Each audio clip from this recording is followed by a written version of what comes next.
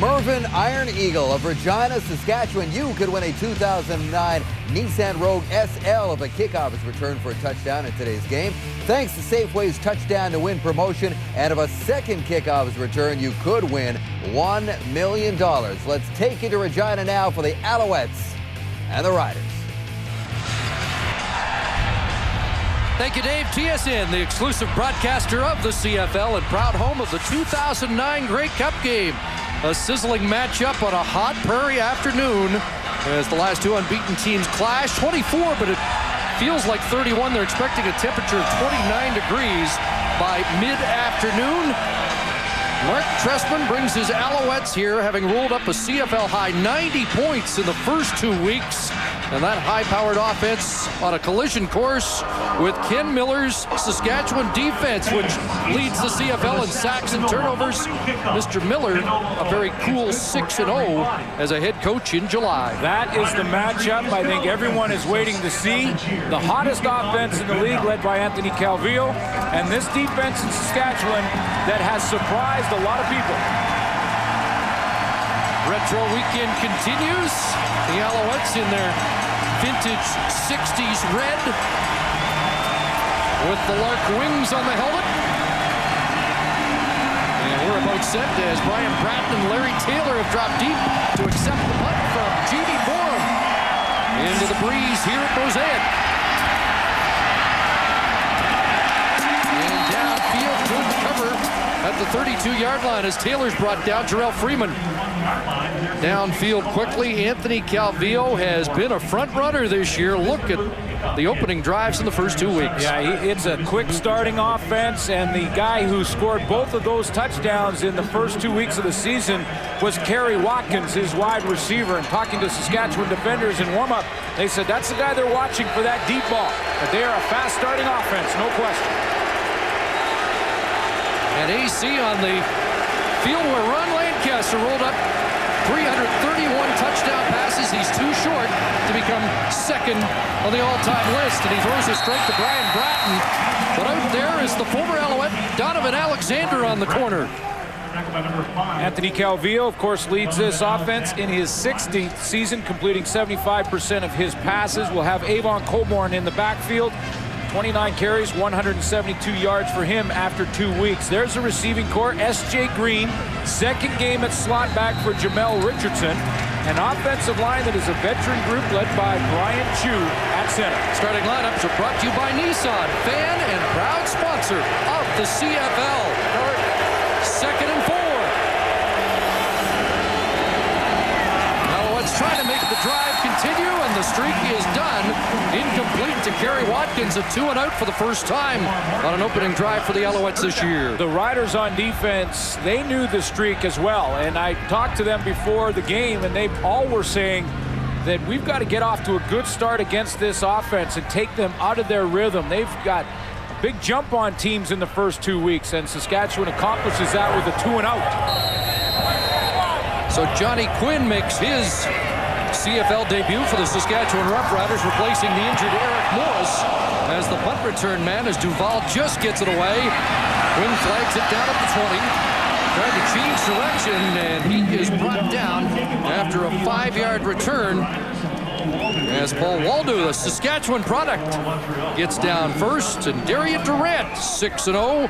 as a CFL starter, leads the Roughriders out. Yeah, his only 6 starts, and he is perfect so far. He will have a familiar face from 2008 in the backfield, but his first game this year in West Cates. They will work in Hugh Charles as well. The receiving core has Jason Claremont banged up last week in Toronto, but he's okay. Dressler's their leader at wideout, and offensive line, Jeremy O'Day in the middle. Snapping shotgun to Durant, early pressure, and he is brought down. And this Alouette front 4 has been dominant in the opening couple of weeks. And John Bowman, Chip Cox off the edge, get to Durant quickly. This is going to be an interesting matchup in itself. The defensive line in Montreal, and Chris, I agree 100% with you. They are probably the most underrated group in the league over the last couple of years. That's a solid group led by Anwar Stewart and Karan Williams up front. Eric Wilson probably doesn't get enough credit. And that offensive line is kind of put together because of some injuries for Saskatchewan. Gene Makowski is out. Chris Best was not projected as a starter. Wayne Smith injured as well, and Belton Johnson in the first week. You add that to the fact that Mike Abu-Meshrik did not return, and Joe McGrath, who was brought in as a free agent and then went back to the Edmonton Eskimos. So this is a revamped group with the veteran Jeremy O'Day, the lone guy with a lot of experience. Billy Parker is the injured Montreal Alouette. He is that rookie halfback that Jock Climbing talked about just before the game. They played well. Gerald Brown on one side and Billy Parker on the other. Looks like he'll be okay. He has to go out now for 3 plays. All right.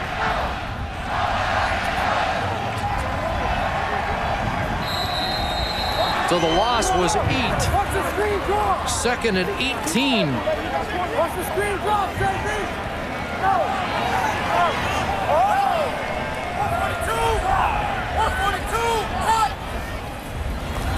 5 receivers out, more pressure. Durant steps up. Darian Durant back to the original line of scrimmage and a couple more. But it'll be a punting situation for Saskatchewan. And the defense is forced 2 outs on the opening series for either side. Darian Durant loves to run that quarterback draw down in the goal line area. He starts the game on second down with it here in this first drive. You mentioned 6-0. He's just getting confidence by the game more and more. Feels comfortable in the offense. Completing just over 60% of his passes in the first 2 weeks. Mike McCullough doing the accounting here with Chris Zarka to make sure the punt team is properly aligned. Here comes the rush, and it is blocked. J.B. Borum tries to kick it to the side, and the Roughriders up with it. And do they get to the first down stick? Wow. Strange play there. The block was from Darren Diedrich, and then it was picked up by Sean Lucas. And you could tell that the Roughriders weren't comfortable with that set that the Alouette return team was showing.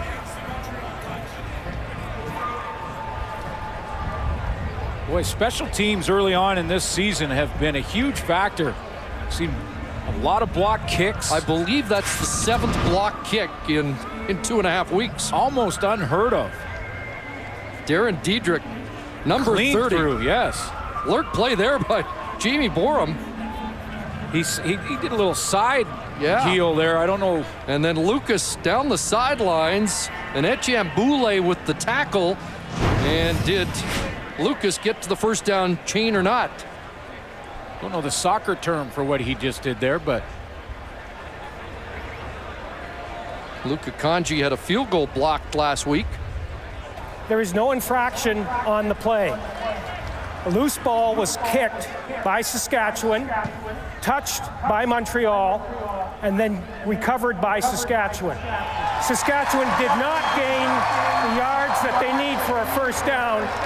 The result of the play is Montreal ball, first down. That was the only question there, was whether or not after the ball was picked up by the Riders, they got that first down distance, and they didn't. Turnover on downs, Alouette football, when we come back to Mosaic.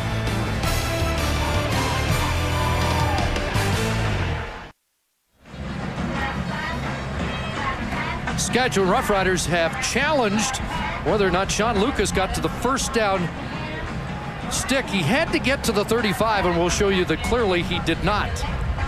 Well, he scoops up the ball here, gets to the 30, is pushed out right there, and you can see that's where the stick is, about 3 yards ahead at the 35. This is a real good look at it right here. He's down the sideline. There's the 31, 2. Foot right there, out of bounds, so that's where he should be marked, and the first down marker was at the 35-yard line right there when he ends up getting pushed out. Now, Ken Miller was at the very opposite side of the field, and he has decided that he wanted to take another look at that. And we're on the Saskatchewan side of the field as well, so looking across that far, you got the impression it was going to be close, but clearly with that replay, it was at least 3 yards short of the first down, so Anthony Calvillo's in business. Saskatchewan is challenging the ruling on the field that the ball was touched by Montreal before it was recovered by Saskatchewan. We will review the play. Okay.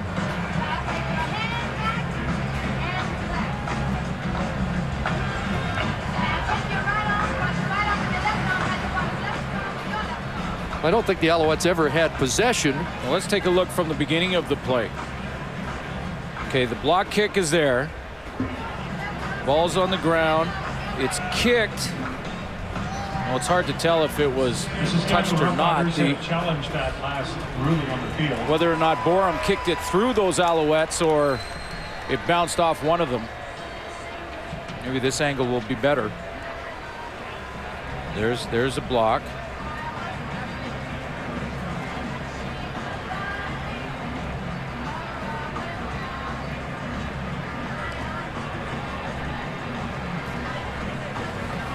But the Riders still have to gain first down yardage. I'm a little puzzled that block kick, you still have to gain first down yardage to regain possession.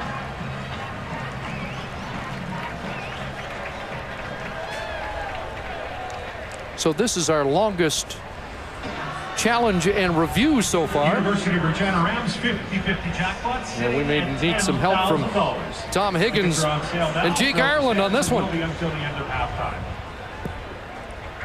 After review, the ruling on the field stands. Montreal ball, 1st and 10. Because the bottom line is, you know, if the punt is blocked and the Riders recover, they have to get to the first down stick to get the ball back.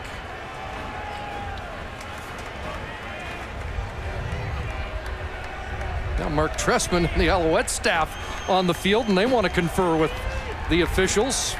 Well, they're happy. They have the football in plus territory, but I think Mark Trestman just needs an explanation as to what was challenged there.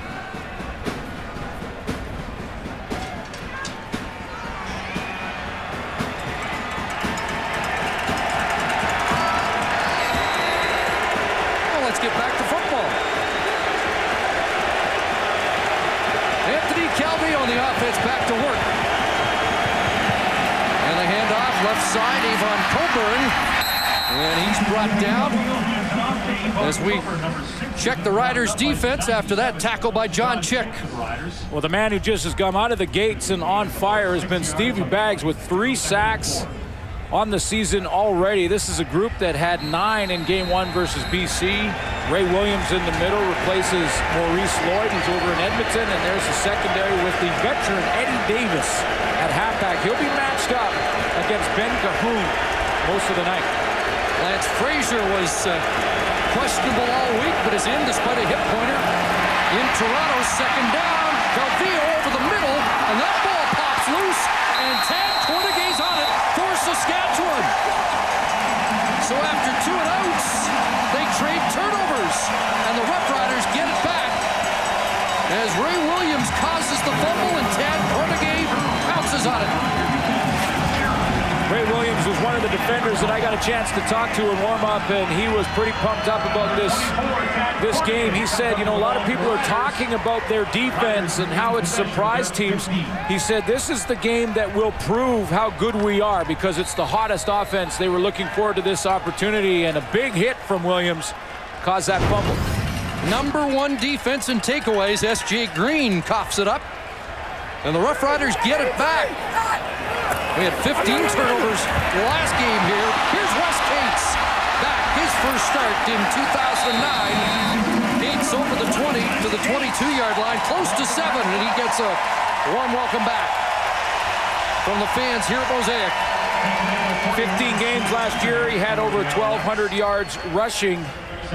Also threw in 450 yards receiving. At one point in the season, right around the Labor Day mark, a lot of people talking about Wes Cates as an outstanding player candidate. You know, and I look back and wanted to take a look at his first couple of games and how he contributed, and it was in a big way. I mean, he was a big part of their offense till he went out. 2nd and 3. And they go straight ahead. Cates tried to reach for the first down, and he nearly lost the football. In fact, he did lose the football, and Mark Barreto, the right guard, got it back.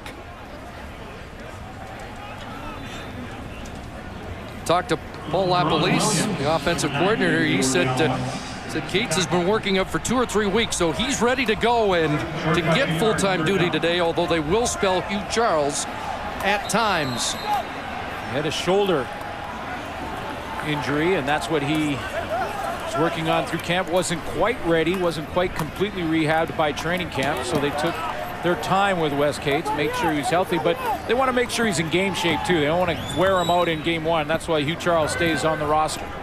3rd and 1, and the Roughriders are not going to gamble inside their own 25, and they'll try and make sure they provide better protection for Jamie Borum. Let him go! Larry Taylor takes it at the 53, trying to hop across midfield and drop down there. So again, the Alouettes great field position when we come back.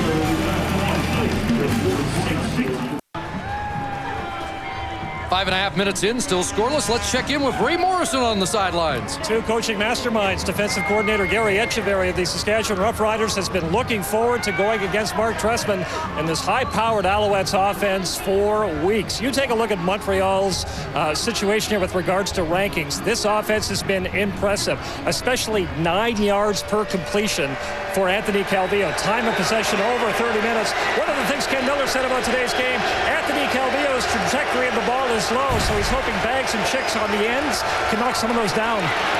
There's a pass over the middle and close to 9 more. Darren Diedrich out of the backfield. Yeah, I talked to Stevie Bags about that. How do you handle the quick release of Anthony Calvillo? He said, it's pretty simple. You just have to get in your mind that you might not have a big day statistically in the sack category. And what you have to do, and he talked to his partner John Chick, and they worked together on it, you have to work on getting your hands up quickly, not worrying about the pass rush. So they spent extra time this week in practice just working on knocking down balls flying through the air.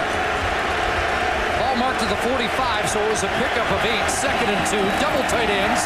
Coburn off the right side with a flag down, and he stopped right at the line of scrimmage.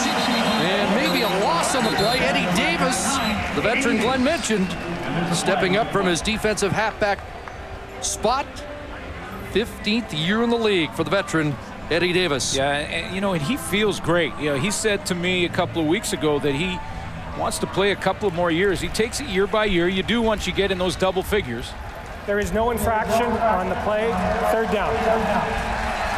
As they all do, but what a veteran presence. When the Riders had to make some changes, Maurice Lloyd went over to Edmonton. Ray Williams plays in the middle for him. Eddie Davis becomes that much more important. 3rd and 2, and the offense stays out. There is a wind at the back of the Alouettes, but Mark Trestman's not going to try a 52-yarder here. He's left the offense on the field. Or punted into the corner. And they continue out of the twin tights. Back to Coburn, and it's going to be close, but it looks like Coburn's got it. Depends on the mark of the football, and you can challenge on 3rd down anywhere on the field the spot of the football. On the tackle, number 96, Scott Schultz, and 97, John Chicks. Had to get to the 43. Montreal. Ball snapped right there on the 45. Tad Cornegay had him around the ankles, but forward progress just enough. So a 3rd down gamble works for Mark Trestman. And the Alouette offense stays on the field.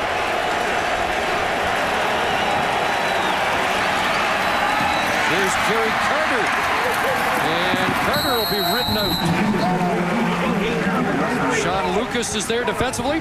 Retro week, and Anthony Calvillo in Mosaic Stadium, the house that Ron and George built. And Anthony Calvillo just 2 touchdowns away from tying the great Ron Lancaster. And AC talked a lot about that this week, the respect he had for Lancaster, did some research into his playing days. Of course, great respect for him as a coach. And he said it would be special to tie or pass him here. Here's Coburn straight ahead on 2nd and 3, and Coburn moves the chains again. And you got to love that from Anthony Calvillo, that he would have enough respect to actually go and do some research.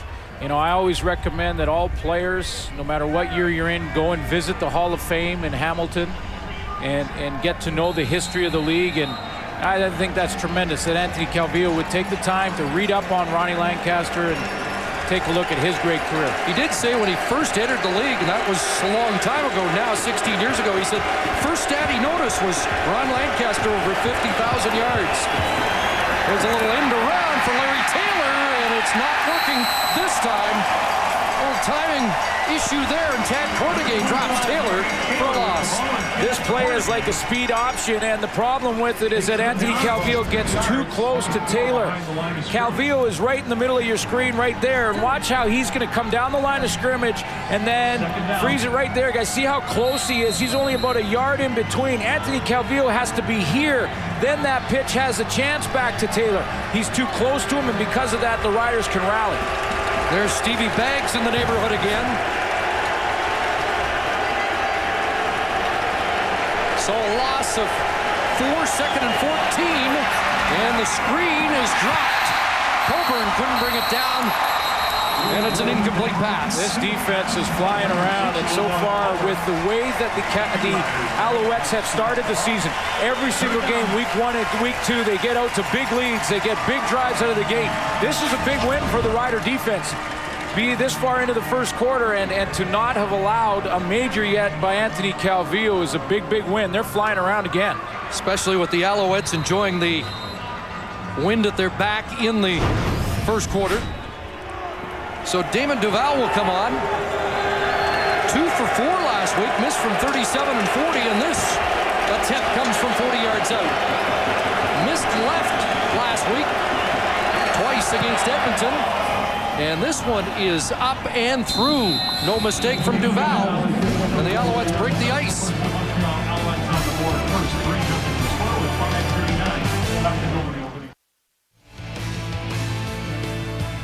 The CFL on TSN is brought to you in part by Rona, proud sponsor of the CFL. Rona, doing it right since 1939.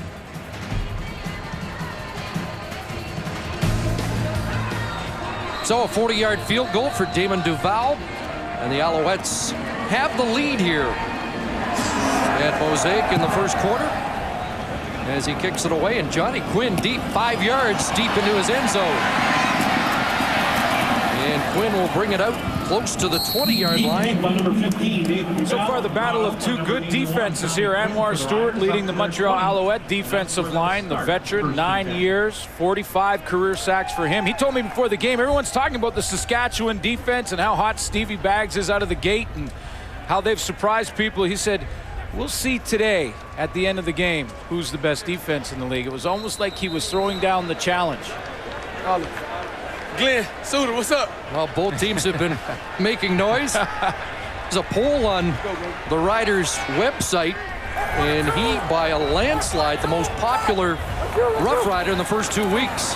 Here's Durant trying to stretch that defense, looking for Dressler, and it's incomplete. Marcus Dell was step for step. Well, let's take a look at that Alouette defense, who, again, maybe a little underrated this year, but there is Anwar Stewart, who we just talked about, Eric Wilson, a guy who doesn't get a lot of press, but is very important in the interior of the defensive line. Shea Emery, his third start, the UBC grad. And there's the secondary, Matthew Prue in the middle, who was very close to that football, almost maybe a chance at an interception there. Rough Riders have gone 2 and out on their first 2 possessions, and now look at 2nd and 10 here. On a roll, that throw, and it's busted up. Davis Sanchez forcing the Rough Riders into their 3rd consecutive 2 and out here in the opening quarter. Davis Sanchez very composed when the ball arrives. He's a corner out on the outside, and Sanchez is just going to stay in that inside position. He'll go out of your screen for a second. I want to show you the composure. When the ball is coming to arrive, he puts his left hand in but keeps his right hand completely away so he doesn't draw the penalty flag, and it's perfect defense. So electric Larry Taylor drops back. And Borum gets that away. Taylor across midfield, and Ty Stewart, who's been very impressive in the early going, tracks him down and limits the return. 25, Larry Taylor. Ty Stewart trails him to the tackle at center field. Closed captioning of the CFL on TSN is brought to you by Sport Check. Sport Check, the power of sport.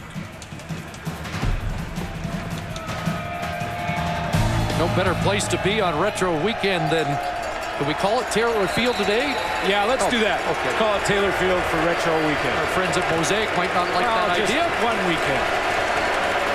At midfield, Anthony Calvillo back to work and straight over the middle again. We've seen him go there 3 times. This time, it's Ben Cahoon. 5th in the league in receiving coming in with a first down catch. This time the Saskatchewan defense lines up conventionally with the linemen right across 1, 2, 3. They go in with 3 down linemen and then Williams in the middle. And that's basically conventional. They've also shown way different lineups where they put 2 guys over the tackles and leave the middle wide open. A lot of different lineups that have surprised people. Matt Dunnigan talking about unorthodox. And here's 1st and 10, and Calvillo scrambling. Sean Lucas in pursuit, and Calvillo throws it away to avoid the sack.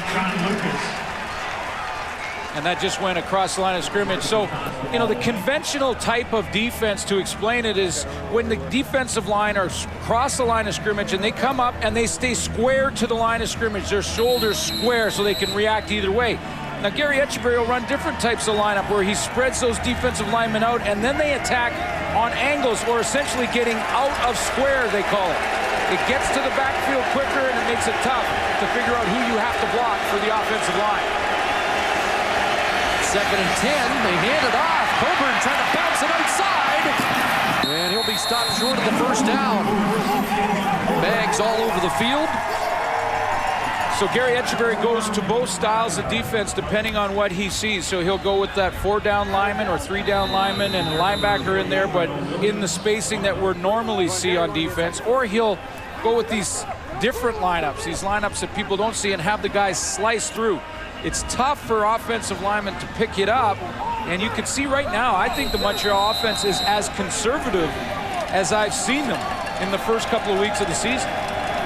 We've seen the double tight end, which I don't believe we've seen from Montreal before, and a lot of Avon Coburn on 2nd down, and now a 41-yard field goal for Duval, trying to double the lead. Low snap. It's gone, fellas! And this one is missed, and it will go for a signal point. So Duval has missed 3 of his last 6 attempts. Totally enjoying Retro Weekend. And, of course, in the 60s, some enormous events. Apollo 11, the first man on the moon, Neil Armstrong, Buzz Aldrin, 1 small step for man, 1 giant leap for mankind. Approaching the 40th anniversary. Civil rights movement in the U.S. and the famous speech, I had a dream. Yes, yes. And, of course, Beatlemania, the Beatles in the 60s. Dave Randorf in there? Yeah. They visited Vancouver, Montreal, and Toronto throughout the 60s, and of course, Woodstock, and that was the Jock Climbey Act a couple of nights ago. At the 35-yard line, play fake to Cates. Darian Durant looking downfield, and a pass interference call will give the Roughriders their first down. Jason Claremont, the intended receiver. Yeah, Billy Parker did something that Davis Sanchez didn't do on that curl a moment ago when he knocked the ball down. Billy Parker is running. He has very good position, but he gets to see that hand, that left hand, right around the waist of Jason Claremont. You'll get a great look at it here, folks. See, there, the left hand, right around the waist of Claremont, and that twisted him a little bit, enough to gain an advantage, and that's why the flag came out. 33-yard pickup on the penalty, and it's the first time the Roughriders have got onto the Montreal side of half. 5 receiver package, which means Claremont stays in. And again, a fake to Cates, and there's Andy Fantuz with a first down catch to the 36, cut down by the safety, Matthew Prue. Darian Durant is having to make these reads very quickly. He has pressure off the edge. I believe it was Karan Williams, and watch how quickly that he has to make this decision from the left of your screen. Play action, right there. Williams is in his face, but he dumps it off to Fantuz. A quick read by Darian Durant. See where he had to get 124 tickets last week at Rogers Center. Andy Fantuz for the folks in Chatham who came to watch him. Hope he didn't have to buy every one of them. Now downfield for Cates. He's got it inside the 5. Oh, that's a throwback from a year ago when Wes Cates was such a dangerous receiver out of the Roughrider backfield. Cates comes out of the end zone. He lines up in his normal running back position right here. Then he's going to just slide out of the backfield and then go straight down the seam. He gets matched up one-on-one on Diamond Ferry. Usually a linebacker in coverage like that, he's going to get help from the safety, but Matthew Prue was a little late getting over. Darian Durant takes advantage of the matchup. And Wes Cates catches the ball as well, as you mentioned, Chris, as any back I've seen in some time. So the pass interference call on the pass to Claremont, then Fantuz. Now Cates first and goal from the 4. And Durant still with it, and he'll throw it away.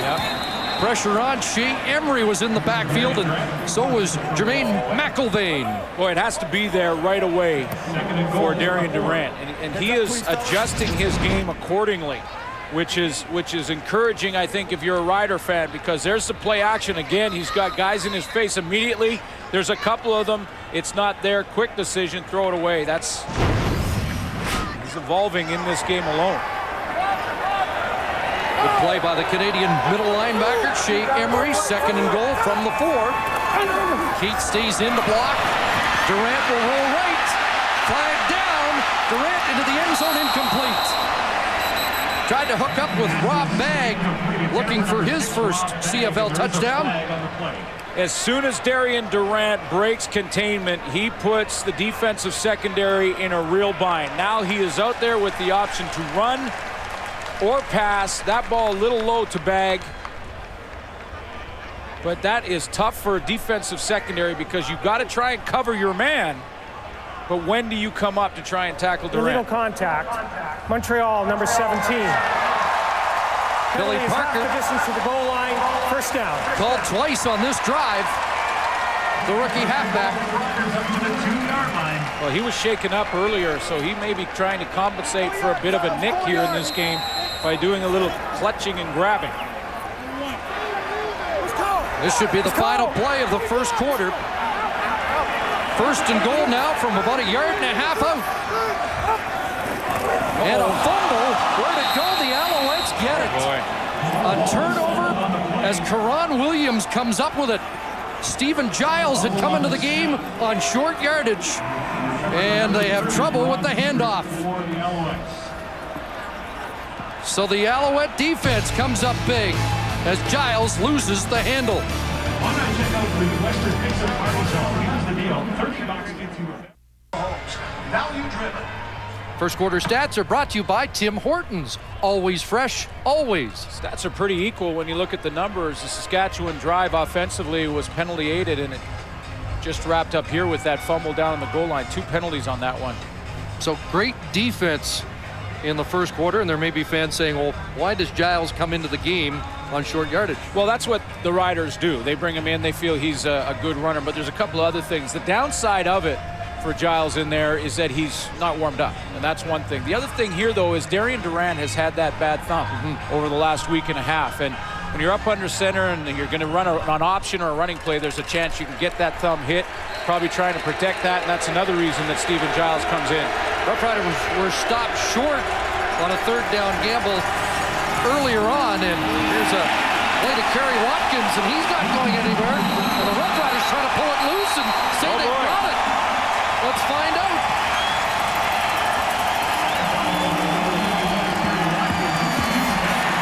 There they do. Keith Sholigan. It's Stevie Baggs who gets there first. And you could see the Roughriders trying to rip that ball out, and Stevie Baggs successful. Now, is he down? Very close. Tough to see when the ball actually came out. The knee went down by Watkins. He is down there. When does the ball actually come out? The ruling on the field is Rider football, and the turnover. This may be the best look of it. He gets spun around. Baggs has him there. Ball is there. He still has it. Challenge flag has just been thrown. Now it's out. Well, let's go back a little bit, just a little bit, guys. It's going to be a tough call. This is going to be very tough. So if you stop it as soon as he is down by as soon as that knee touches and he's down by contact, which is right there. That ball looks like it's loose. There's the ball, and is that loose enough in his arms? Well, it does look like it's almost out there, doesn't it? That's gonna be very, very tough. Has to be conclusive to overturn as well. That's right. Ruled as a turnover and Saskatchewan ball, so they has to be conclusive to overturn it, but that one is very close. Well, there's an enhanced look at it. Now his knee is down there. Ball's loose there. It is well, it's a bang call. Yeah, and it's almost like the top of Kerry Watkins' ankle was on the turf, but his knee had. Is challenging the ruling on the field that the player was not down by contact. We will review the play. The player is down by contact. They're challenging, and Montreal is hoping that Kerry Watkins was down by contact. Boy, number 90 just keeps making plays, which is why in college they called him Shakespeare.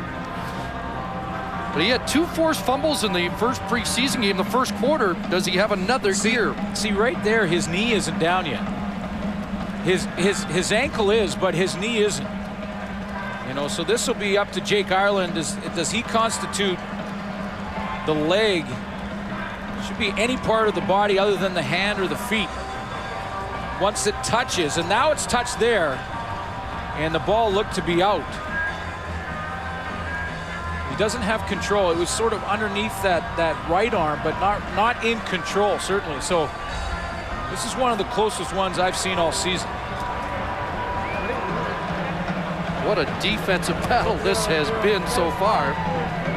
Roughriders make that mistake, give up the ball on the 2. An excellent challenge. They get it right back on the next play. You have to challenge. Yeah, an excellent challenge, though, by Mark Tressman. You have to take a look at that.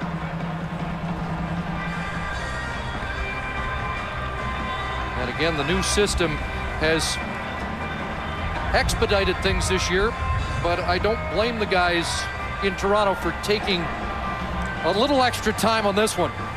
Such a critical call. Well, officially, Chris, a running back or a receiver with the ball in his possession, it's his feet or his hand. So you've seen when they get hit and they put their hand down to maintain their balance. That's allowed.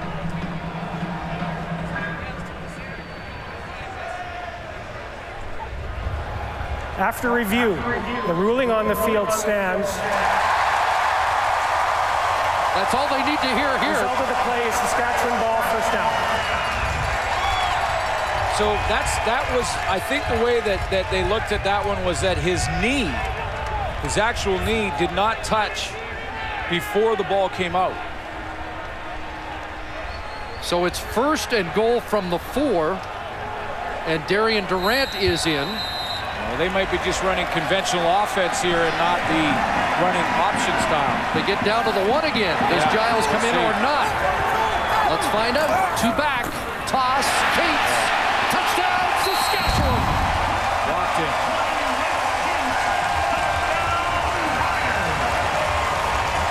Wes Cates is back, and the Roughriders have the lead.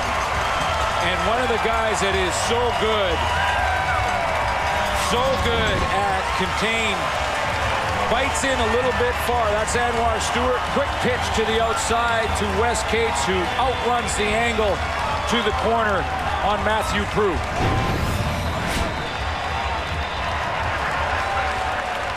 12 rushing touchdowns last year for Cates. Hits pay dirt for the first time. In the opening minute of the second quarter, Convert just makes it through. And for the first time in 2009, the Alouettes trail.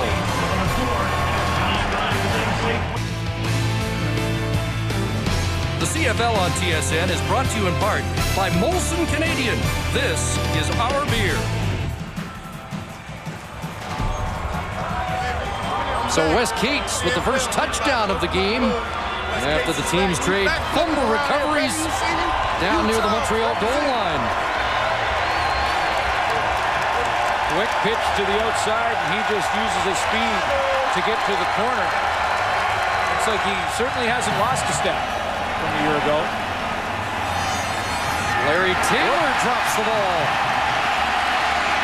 And he is swarmed before he gets to the 20-yard line.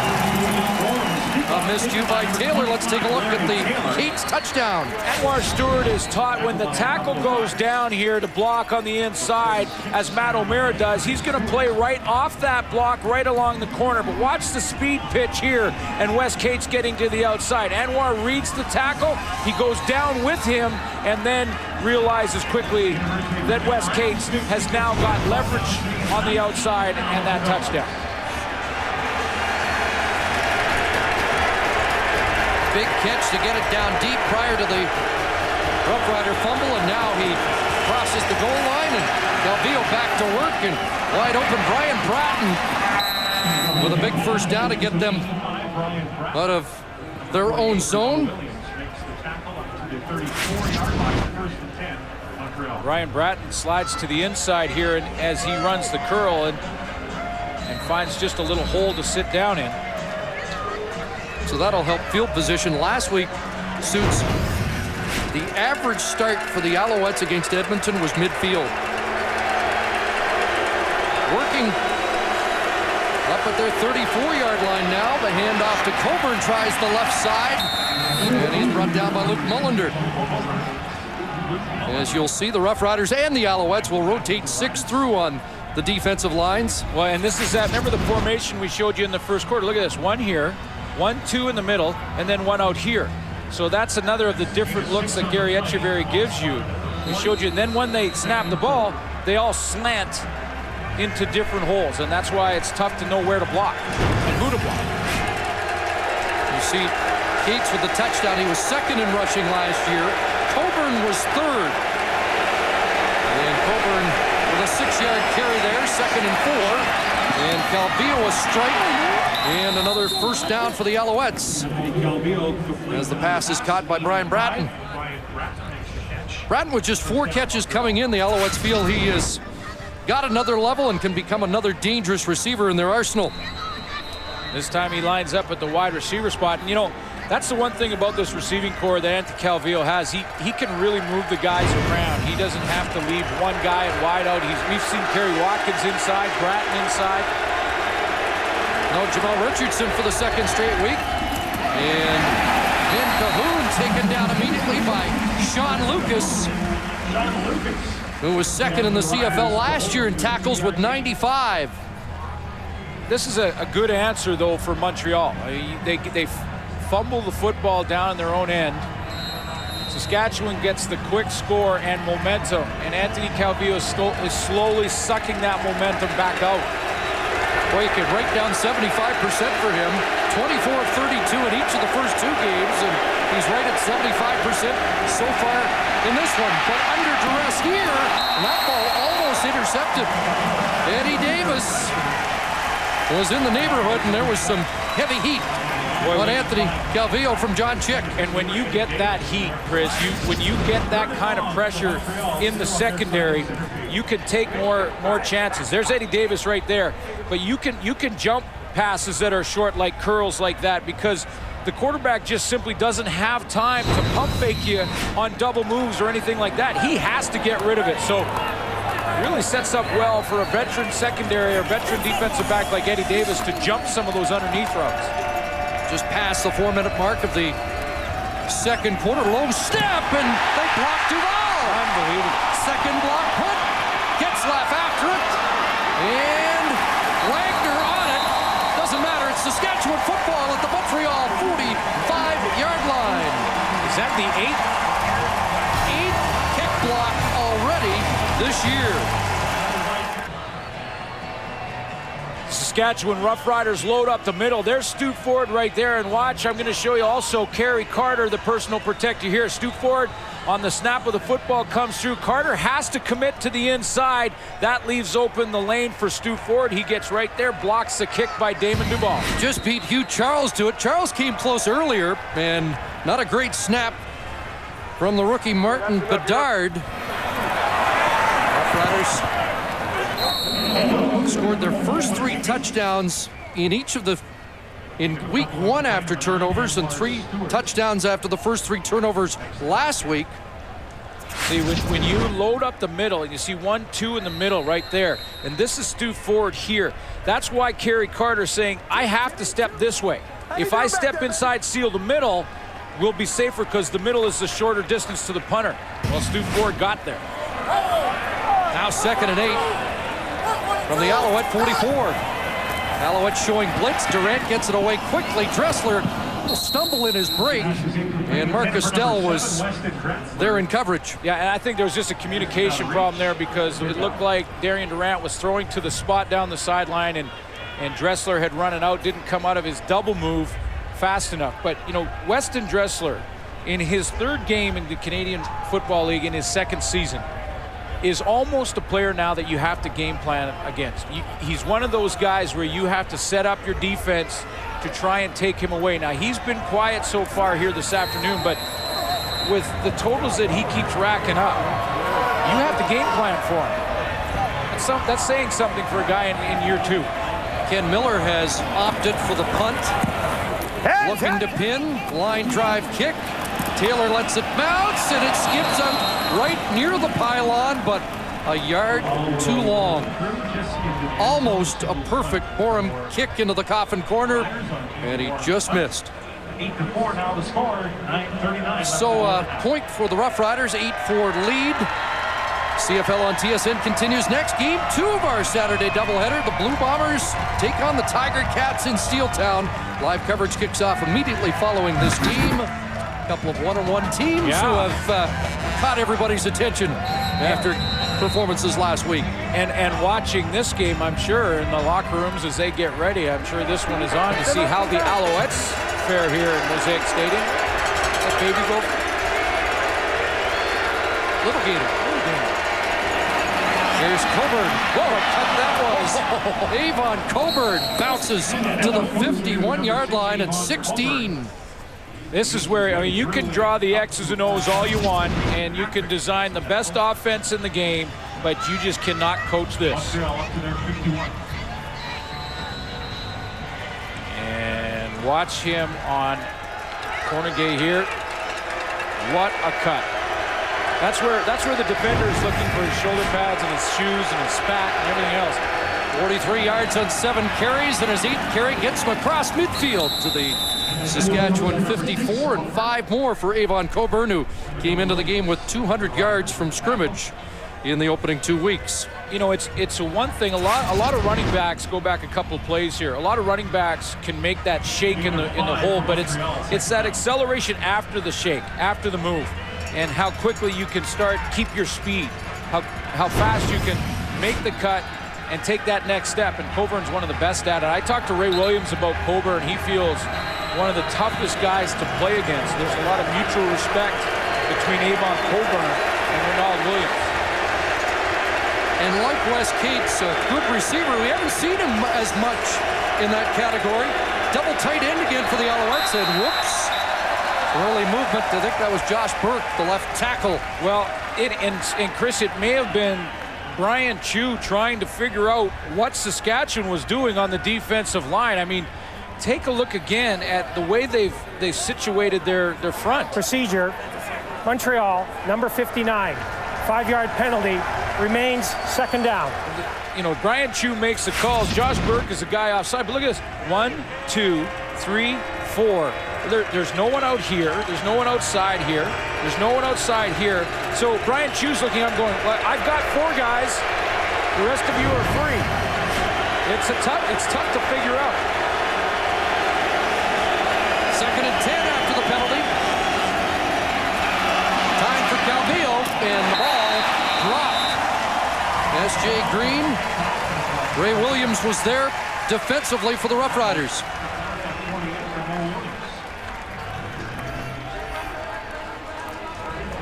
Small windows for Anthony Calvillo. Been a much different first half for the Alouettes than their opening 2 weeks. Well, the one thing they haven't had time to do is push the ball deep down the field.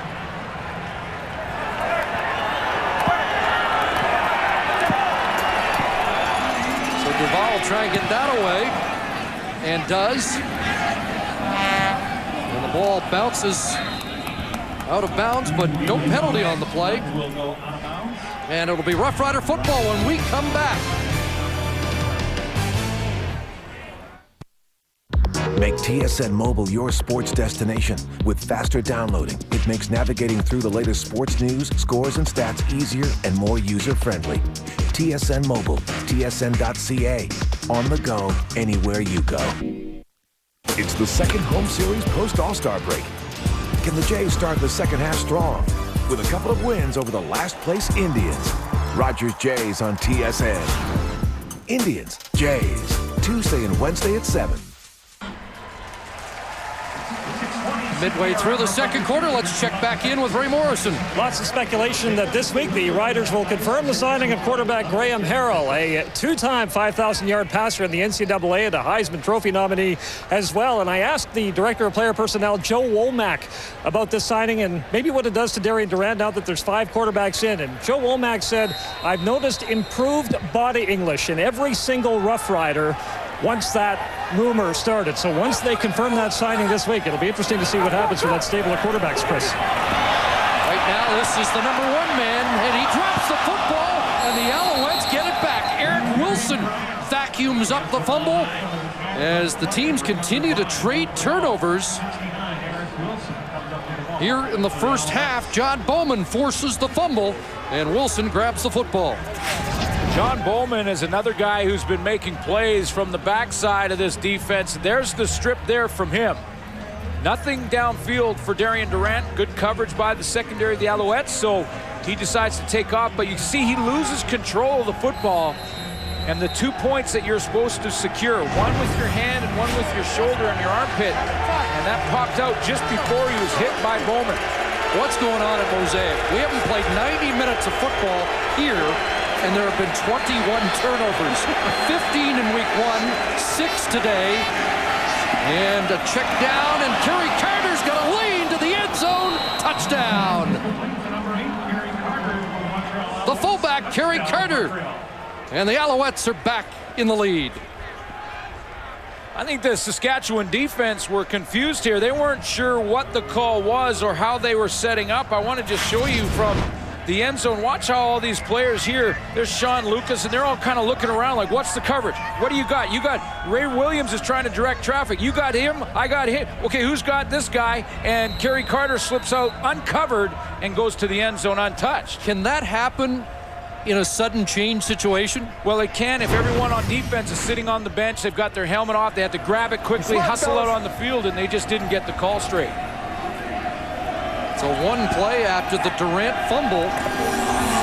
Duval adds the extra point, and the Alouettes have a 3-point lead. And Anthony Calvillo has thrown touchdown number 332. It's a fire drill, Chris. It's a turnover, and the coaches turn around. They yell, "Defense out there!" I mean, look at this bunch. They're trying. They didn't even get a chance to huddle up. Stevie Baggs is not even lined up yet. He finally gets to the outside. Ray Williams is trying to direct traffic from the middle, and meanwhile, over here, right here, is Kerry Carter saying, "I don't think anyone's covering me." Sean Lucas takes off.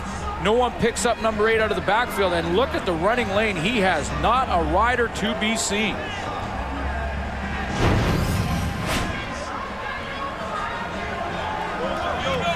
The easiest touchdown Kerry Carter ever gets. Anthony Calvillo has talked about Mark Trestman creating free access routes for his receivers. I don't know if it gets any easier or freer than that. That was certainly taking advantage of the confusion. So 332 puts Anthony Calvillo 1 behind Ron Lancaster for second on the all-time touchdown list. High short kickoff, and Hugh Charles has it across the 35. He fumbles the ball. The Alouettes have it back, and it's the 7th turnover of this first half. What is going on? You know, there's been so many turnovers this year, early on in this season, that I started to ask equipment men, right?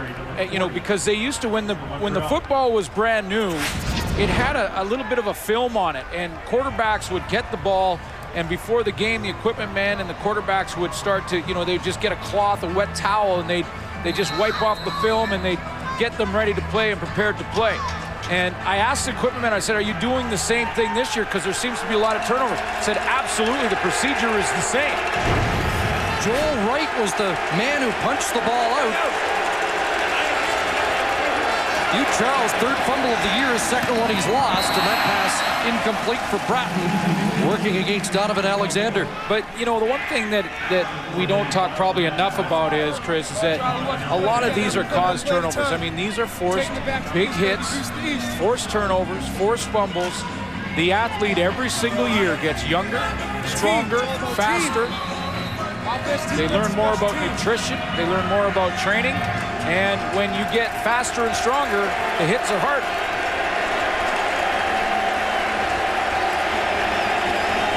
Second and 10, Alouettes at the Saskatchewan 48. That ball over the middle, incomplete, looking for Bratton again. And Calvillo under duress. So the defense does its job. Fair amount of pressure on that defense as well, because this is the sudden change again after the turnover. They have to come right back on and try and get a stop, or else the Alouettes take all the momentum in the first half and a nice lead. But a good 2-and-out. The defense rises to the occasion. So Quinn back at his 5-yard line. Duval dropped it and just got it away. Kai Stewart was bearing down on him. There's something up with the ball. There's something. I don't know. That's our story. We're going to stick to it. I do. I think the BC game, Paul McCallum does the exact same thing, only it costs the Lions a touchdown. I mean, this is just routine, folks. I mean, the punters do this 100 times a week. Of course, he's had one blocked, and the rush has been close a few times and puts a little pressure on him. Didn't look like he peeked downfield or took his eyes off the ball. The fundamentals look good. He just dropped it. Lucky to pick that one up, and he got a good kick away.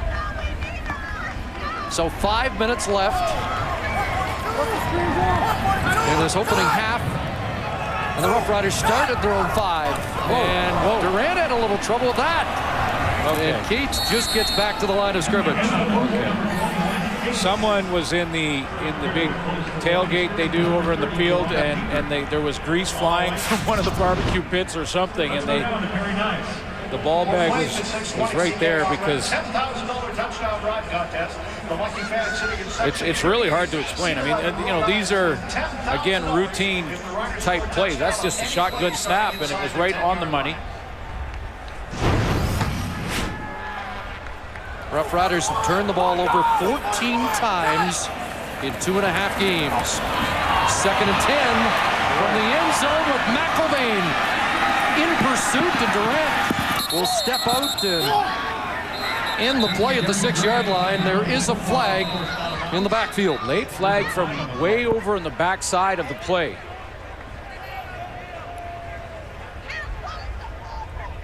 Which are sometimes tough to find. If this goes against the Riders, likely be illegal block. Saskatchewan, number 66. That penalty is declined. Third down. Likely be declined. Chris Best, the left guard. Roughriders have felt that this makeshift offensive line with all the injuries has graded out pretty well in the first 2 weeks, but they are up against maybe the best front four they're going to face, because the other front four that might be number 1 in the league is on their team. Is theirs, yeah. They're going to have to take a safety here, I believe. Jamie Bourne's just too deep in the end zone. The rule has really changed the behavior. Well, they are going to kick it. They got the wind at their back, and so they do opt for the punt, which should make you happy. Absolutely. And Taylor lost his footing at the 48. So the veterans come back on the field. Anthony Calvillo, Ben Cahoon, and defensively Eddie Davis. We have 4 of the oldest 5 players in the league in this game. or 3 of the oldest 5. I prefer to call him most experienced. Okay. I'm in trouble, you're not. Ben just celebrating a birthday. Anthony Calvillo with 1 next month, and still on top of their games. And that's Eddie, what you love to see. Eddie Davis looks 27. And there's Bratton again. He has been a favorite target today. Tad Cornegie, the tackle.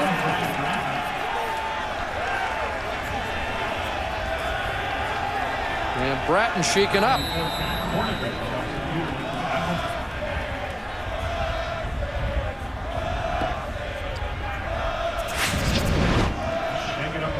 This little hitch pass.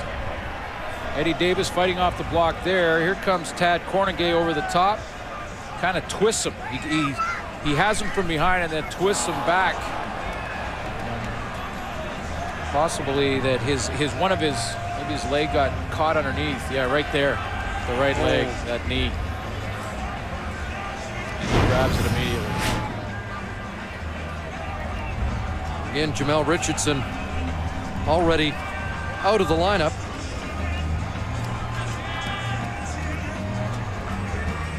And they do work on the right leg of Brian Bratton. The trainer's checking that. He's checking to see that it's still tight, but the knee doesn't move further right to left than it's supposed to. Check the stability of the leg first. Chance to remind you that one epic story, 5 nights, don't miss Torchwood, Children of Earth, the 5-part television event premiering Monday at 10 o'clock Eastern on Space. So, is that the watermelon version of the man's ear back there? I'm not sure, but I think they all watch the Space Network. Probably too much, more than they should be. Some interesting looks in Mosaic/Taylor Field. It's retro, so we'll do it that way. Looks like Brian Bratton might be okay there. It's good that he could put his weight on it. Yep, that is a good sign. Dr. David Mulder over to check on him. And Danny Daravo comes into the game at the wideout spot.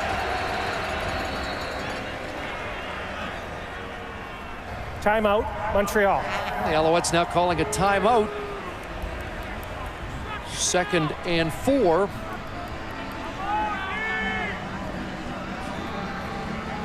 Mark Trestman wants to make sure of this play call to extend the drive. Wondering if they might be in field goal range or not. And now we're being told it's not a timeout, it's the 3-minute warning being given to the benches here at Mosaic. 11-8, Alouettes lead.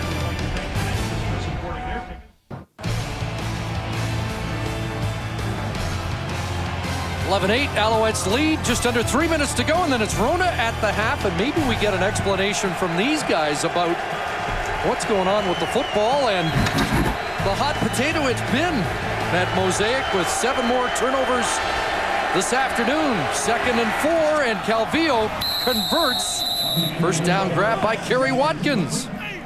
Well, due to the early pass rush for Saskatchewan, Calvillo is forced into this short to intermediate passing game. He's getting that football out of his hand quickly, and he's not able to push the ball down the field deep. You see how quickly they have to get that passing game going at just the short intermediate routes. Stevie Baggs checks back in. Luke Mullender to the sidelines for Saskatchewan. 1st and 10, Alouettes at the 31. And Calvillo, Kerry Carter drops the football. Everyone talks about the the running ability of Avon Coburn, but the blocking ability is equally as impressive at times. Here he is right here.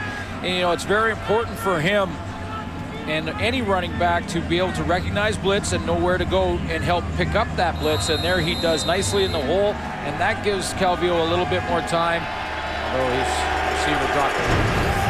If you joined us late, Anthony Calvillo with the touchdown pass to Carter. 332 in his career, 1 shy of Ron broadcaster. Coburn straight ahead.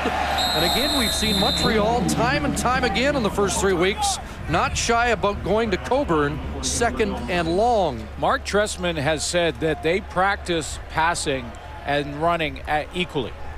I mean, most teams, because it's such a passing-dominant game, that they will practice to spend more practice time in the passing game, whether it be 8-on-8, just receivers and secondary, or the full team. But not Mark Trestman.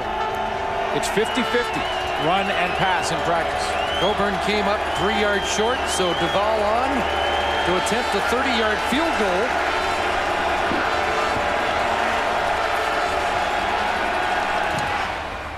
And Duval puts it through, 14-8. And that time, perhaps the decision not to concede the safety might have cost them a point, although you never know because... I still like it. I still like it because, one, we don't see the punter run around in the end zone. Right. That's the first thing. Number two, if you get the 2 and out from your defense, it's no points. I mean, it just... The rule change, if you're not sure, if the fans aren't sure, is that it used to be when you gave up a safety, you kicked off from the 35, which was one of your choices, and the choice that was most often taken. If now you have to it's a 25 that you have to kick off from. Seems to be the rule of thumb. If the punter's standing in the end zone, it's probably the right decision to give up 2. Because now, if he's, but Chris, if they kicked off from the 25 here, and Montreal gets a similar drive, they give up 5 points. The 2 on the safety and the 3 on the field goal. You see, so this way they just give up 3 points.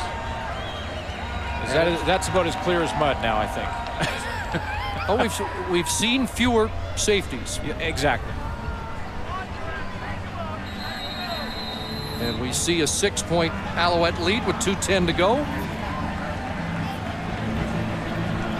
Ball security was a focus for the Roughriders coming into the game. It will likely be a hot topic in the locker room at halftime. Johnny Quinn provides a good return up to the 40, but there is a penalty marker on the field. Quinn was expected to be the return man to start the season, then rolled an ankle 2 days before the season opener. Eric Morris. 10-yard penalty from where the ball was held. First down. Jarrell Freeman called on the hold. And since the Keats touchdown, not much on offense. A 2 and out, a fumble. Well, and the one big drive that Darian Durant had, there were 2 penalties on that drive as well. Fumble on the kickoff and another 2 and out. So not much offense since the Keats touchdown, and you're right, a penalty-aided drive. Durant, Dressler has a catch. Weston Dressler with his first catch of the day in front of Gerald Brown. So Saskatchewan Roughriders are learning a little bit about the Montreal defense. However, they haven't really produced a bunch of offense. That Cates touchdown coming off a turnover, as you mentioned, and that one drive penalty-aided, but they are still in this football game, and that seems to be what Saskatchewan does. They hang around, they get a play on the teams, maybe a play on defense, and Darian Durant 6-0. 2nd and 2. And they hand it off to Keats. Keats trying to kick it outside, and a good sure tackle there by Billy Parker. What a first down. Darian Durant didn't have any difficulty with his Alouette defense last year. He rolled up 349 yards and 3 touchdown passes, but they've been much stouter so far in this first half. Clock running, 90 seconds remaining.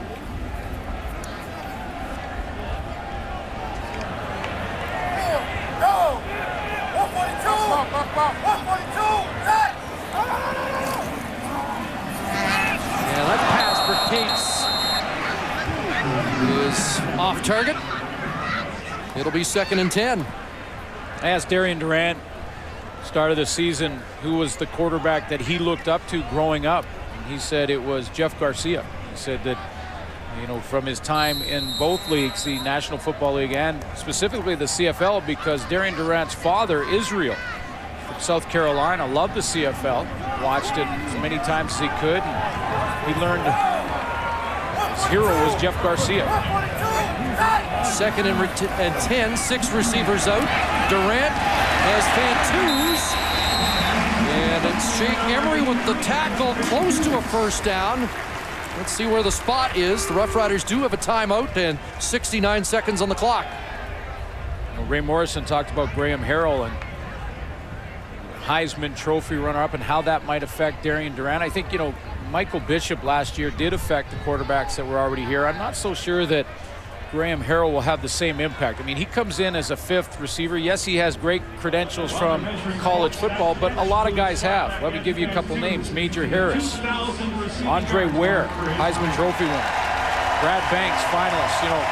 There's been some quarterbacks come up that haven't made the jump to pro football. So Graham Harrell hasn't proved anything yet. I mean, he's got a great resume. I don't think it'll affect Darian Durant all that much.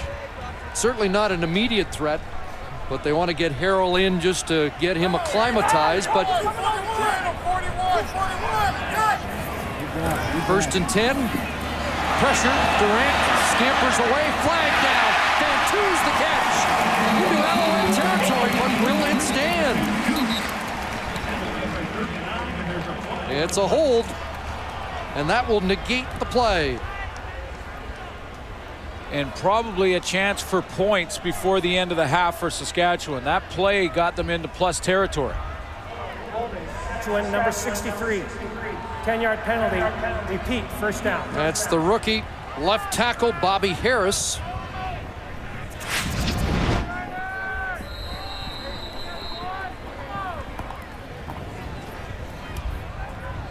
So far, not bad. He's got the right hand around his back, but you certainly can't throw him to the ground. So 1st and 20. Big rush again. Another flag. And Durant has Fantuz again. And I think it's going to be the same guy.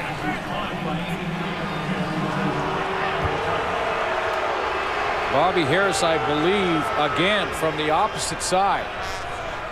Guy who won the job at right tackle and then had to move across to the left spot when Belton Johnson went down in the season opener. It may have been Matt O'Meara, 62 or 63. As someone tackled a rushing defensive end again. Holding, Saskatchewan, number 62. Okay, 10-yard penalty. Repeat, first down. It was Matt O'Meara this time on the opposite side. So both are young tackles in against experienced defensive ends. And this is against John Bowman.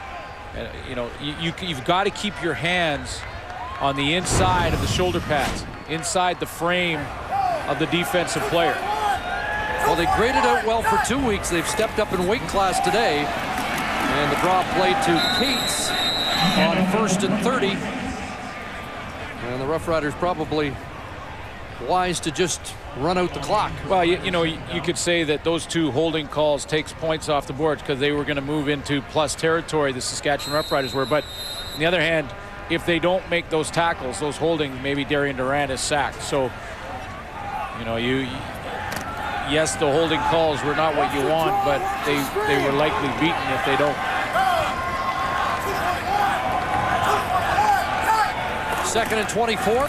Alouettes had used their timeout, can't stop the clock, and Cates is stopped at the 30-yard line. And it's been a big first half for that front four. Well, I'm going to put the question out there. Which team has the best front defensive four in the Canadian Football League? And the answer may come in the second half. Well, yeah, and the 2 finalists so far after 2.5 weeks could be playing right here. Yeah. But you do have a young patchwork offensive line in Saskatchewan. You've got a veteran all-star unit in Montreal, so the 2 lines are playing against very different groups. But that is the end of the first half. It's a 6-point Alouette lead after 30 minutes at Mosaic.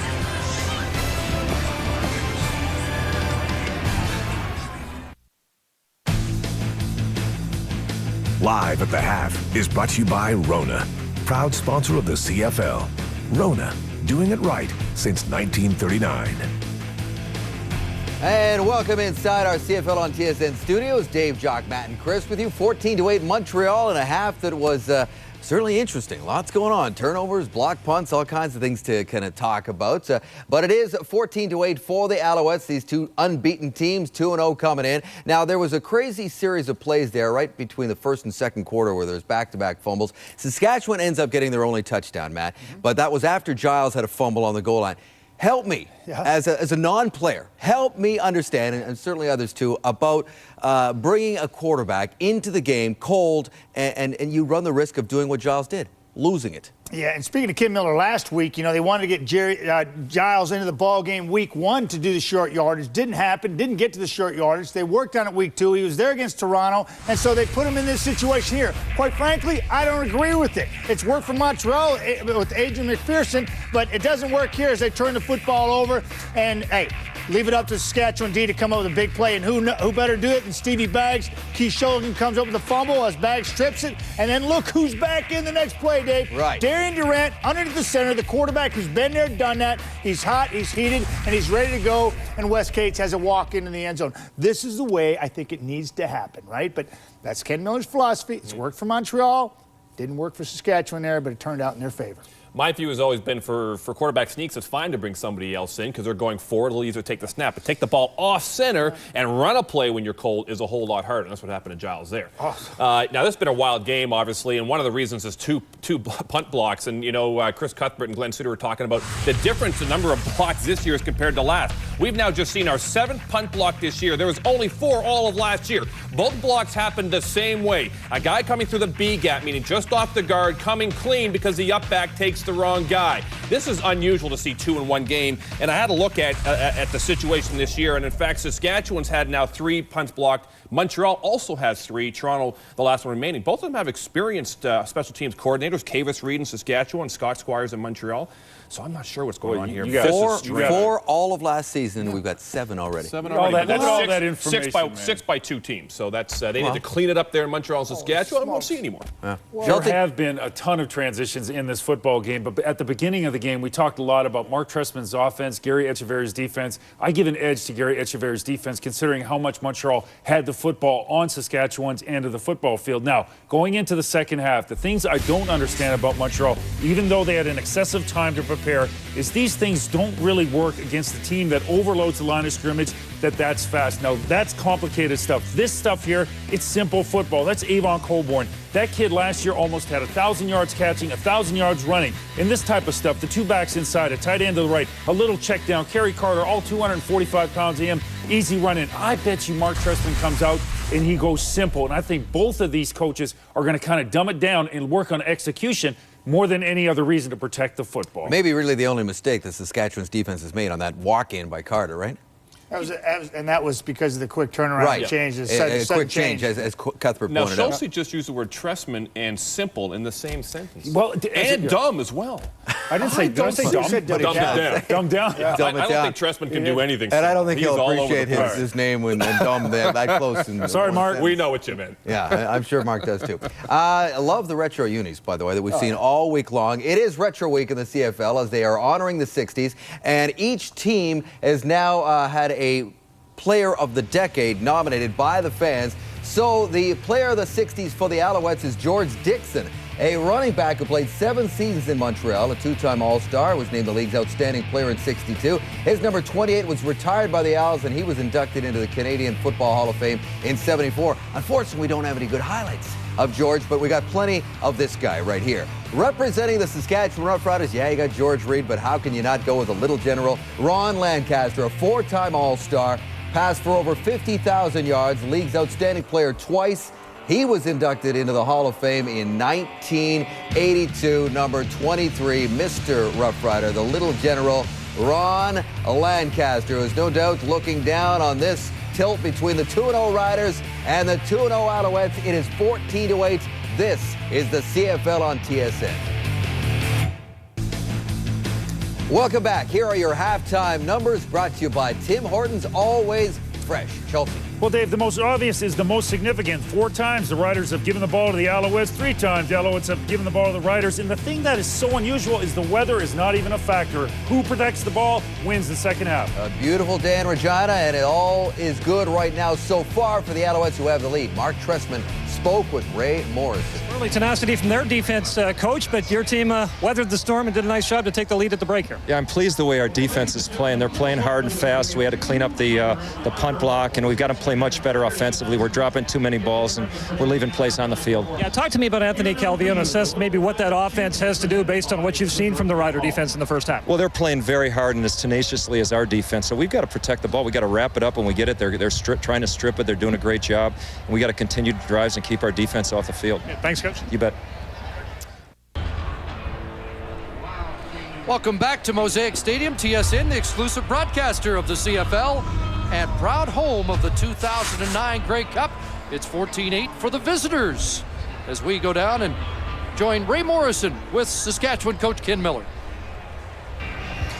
Ken, your defense did a good job early to force some turnovers, but at the end of the day, they ended up with the lead. Well, our defense is playing lights out, and they're getting those turnovers. We just have to capitalize on those turnovers. Offensively, we've been really inconsistent and turned the ball over on offense, turned the ball over on special teams. That's not like us. We need to do some ball control, and then we'll get it this half. Okay, thanks, Coach. Thank you. Well, there were 7 turnovers in the first half, but just 7 points for each team off for the turnovers. But Saskatchewan has to get this offense going. I mean, this is a team that, if you take away the penalty-aided drive, had just 4 first downs because 2 of their 6 were by penalty. So they're facing a very tough Montreal defense, no question, but could see some more screen draws. They have to try and generate some first downs and stay on the field. Second half underway as Borum kicks it off, and Larry Taylor will field it from his 18-yard line. And Taylor trying to get outside and now changes direction and somehow adds a few more yards on that return. So Anthony Calvillo with 1 touchdown pass in that first half. Let's compare the numbers. We can tell by the numbers that both quarterbacks are facing the toughest defenses they've faced all year. Because by now, Anthony Calvillo would be up around 275% and cruising along with a touchdown, maybe 2. But just over 100 yards passing for the hottest offense in the league. And both teams trying to do something they have not done in 2009, score points in the third quarter. And there's an early completion to Ben Cahoon for a first down up across the 50. And if you want to get your offense started, then that's the guy you want to look to, and that's Ben Cahoon, 12-year veteran. He had 10 catches coming into this afternoon, 125 yards. He's not found the end zone yet in 2009, but you know the chemistry, well documented between Ben Cahoon and Anthony Calvillo. That's a retro matchup, Davis versus Cahoon. Alouettes have not scored or allowed a point in the third quarter in their previous 2 games. Calvillo looked one way, now the other. And that ball thrown away with Kerry Watkins tied up with Eddie Davis that time. Eddie Davis just dropped to zone coverage. That time he lined up over Ben Cahoon, but that time he let him go underneath, played disciplined football, and then slid underneath Kerry Watkins on the outside and basically covered both. Ben Cahoon initially, and then as the play developed, Watkins. 2nd and 10, Montreal at their 51. An AC for Cahoon, and he has it. He caught him and the defender. Well, that's another remarkable catch by Ben Cahoon with coverage as tight as you could possibly have. Well, Ben Cahoon is just to the outside here. He's just outside your screen, and Tad Cornegay, number 24, to the right, is going to turn and run with him. And I think Cahoon caught Cornegay's head and the ball on the opposite side and hangs on. And officially, he's down by contact. Have you seen a better catch than that? Unbelievable on a day where nobody else can hold on to the ball. How did he grab that? And Cahoon again. Sports Center. And now he fumbles lose it. Can you believe You jinxed him. You jinxed him. And I think Stevie Bags may have it. This was a caused fumble. It is Saskatchewan football. Caused fumble by a big hit. After one of the great catches you will see from Ben Cahoon, or have seen from Ben Cahoon, he takes a huge hit here. Turns around and the helmet right on the ball from Tad Cornegay. Said, here, I'm going to use my helmet for something else. Yeah, you're not going to grab my helmet this time. And in that pile-up, the Roughriders get the football right back. And I think it was number 90.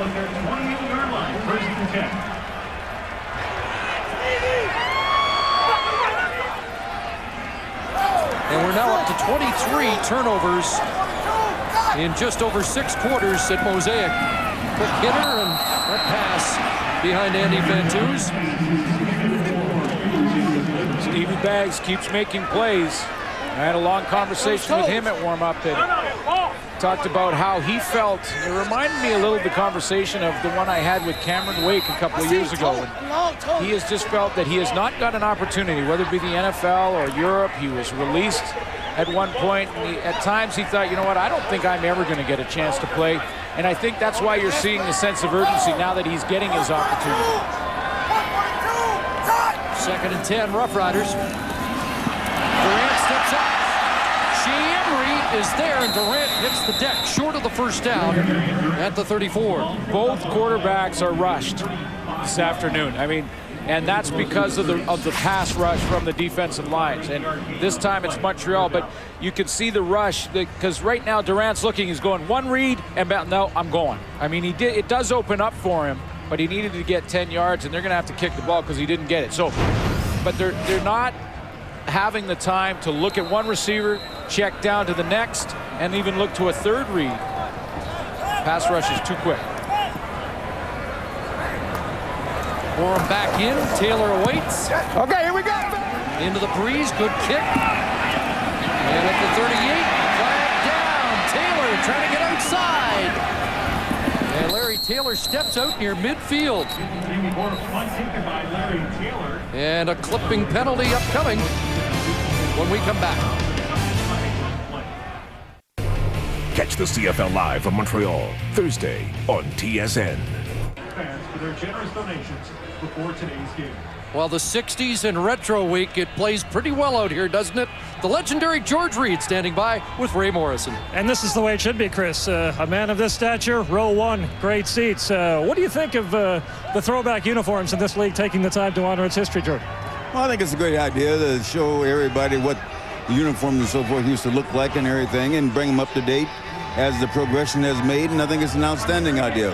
No doubt that this brings back a lot of memories. From the Alouettes standpoint, George Dixon was another great back. Does these uniforms that the Owls wear remind you of any memories of him? Well, I think the helmets does. That's the kind of type of helmet they used to wear and everything else. I don't think a uniform is quite the same, but the helmets are definitely what they wore and everything, and you could really pick them out. Yeah, good stuff. This is a man who found the end zone 137 times in his career, Chris. Many a time here at Taylor Field. Back to you. Always good to see George Reed, the legend, and wide open. Kerry Watkins, James Patrick trying to save a touchdown, can't. And into the end zone, Alouette touchdown. And just like that, Anthony Calvillo has tied Ron Lancaster with number 333 moments after we speak to George Reed. A busted coverage by the Saskatchewan Roughriders, who don't recognize Kerry Watkins, who slides in and hides right by the line of scrimmage and just runs by everybody.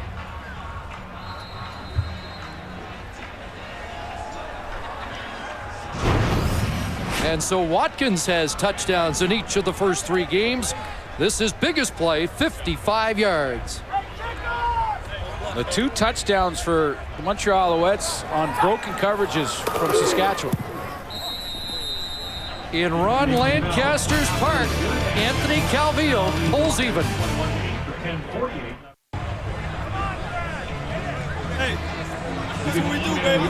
So a 55-yard touchdown catch by Kerry Watkins. That's the longest of the year for Anthony Calvillo, and it adds to his distinguished career. Drawing even with Ron Lancaster, and the guy who is at the top may have to start worrying the way Anthony Calvillo is playing. And he has said that he wants to probably play a couple more years for sure. So might take a run at that all-time record.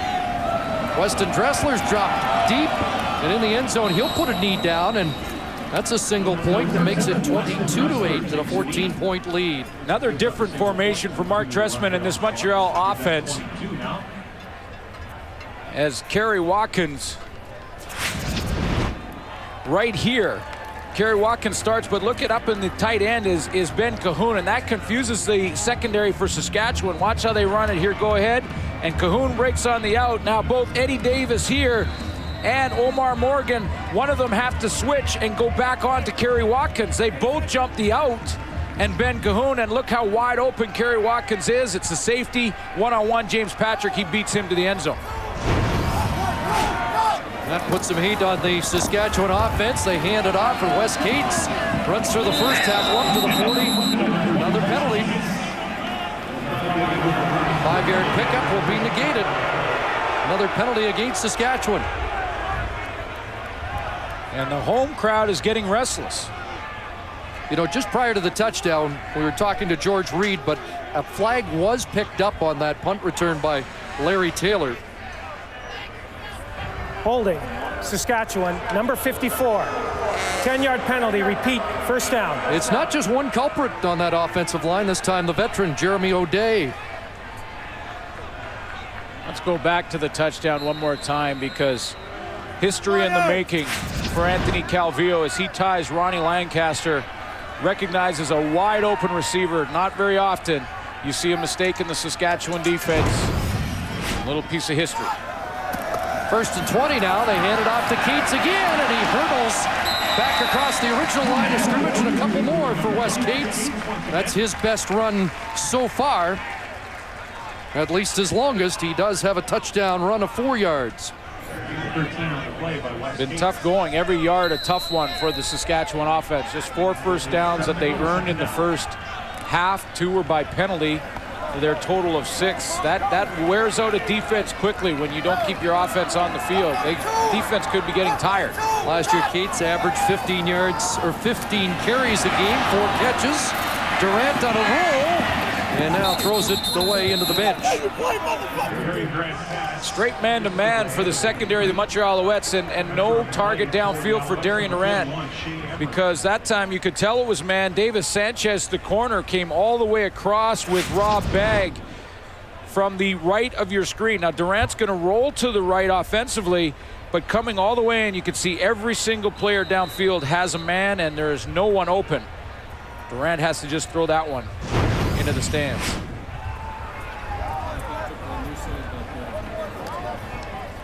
So Larry Taylor back on the field, and Borum gets set to kick it away. Heads up, heads up, heads up. Is this as quiet as it has ever been? Very quiet here in this stadium. As that ball skips out at the 51-yard line. Great field position again for the Owls. Tackle Hunger Day here at Mosaic.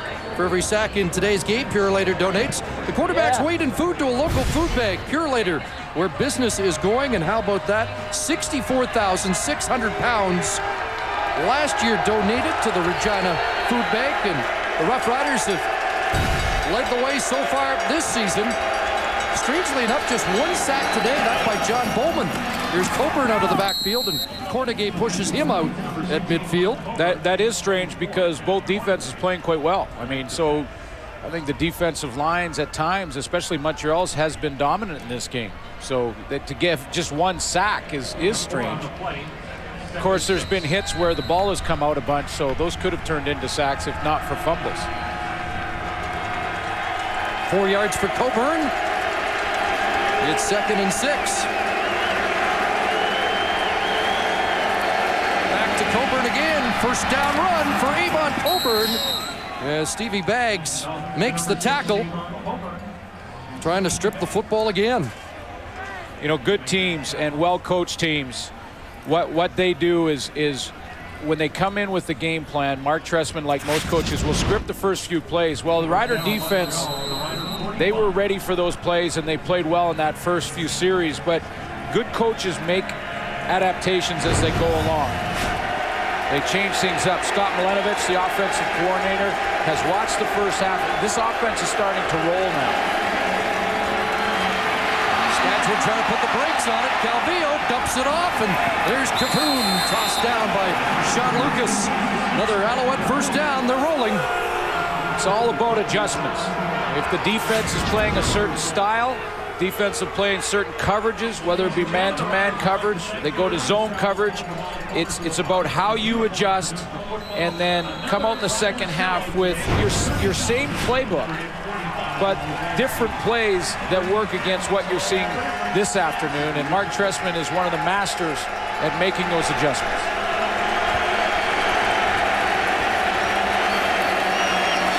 Calvillo with time, another completion. S.J. Green the catch. And he is dropped inside the 20-yard line. The other thing is, we mentioned the lack of first downs from the Saskatchewan offense. This defense has got to start to be tiring. I mean, you can't be on the field as much as they've been. It's hot down on that field level. And I want to show you an example of this. Omar Morgan is one of the sure tacklers in Canadian football at corner. This tackle is routine for him on the sideline, and he missed. When you start to miss tackles, you're starting to get tired. And Humidex in the mid-30s. 1st and 10 from the 18. Calvillo throws another fastball into the flat for Kerry Watkins. Anthony Calvillo knocking on the door to move ahead of Ron Lancaster. Kerry Carter in the second quarter. And just a few minutes ago, Kerry Watkins, a 55-yard touchdown grab. And he has remained hot since that point. Trying to make a statement here in Regina against the CFL's other unbeaten team. Looking for the end zone, and now rolling, flag down. Calvillo throws it away. And the Alouettes signaling that this penalty is against somebody in that Saskatchewan defensive backfield. The way that Anthony Calvillo reacted looked like it'll be an illegal contact on the receiver somewhere down the field, because he was looking right at the receiver that was contacted.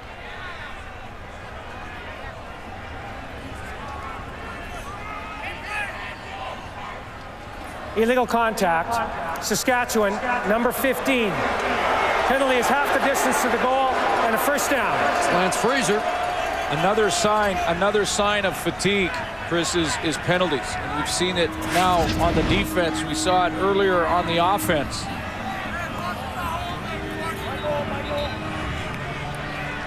There's Lance Fraser right there.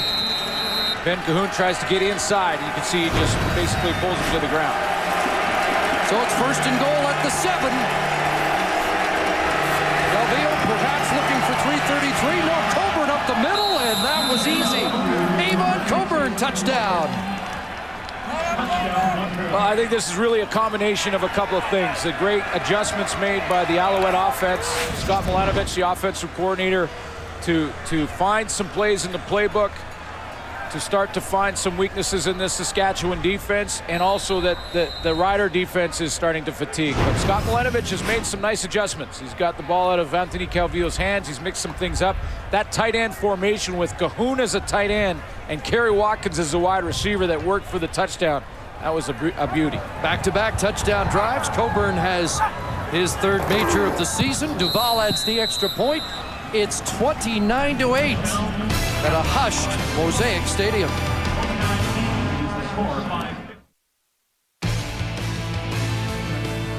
Closed captioning of the CFL on TSN is brought to you by Sport Check. Sport Check, the power of sport.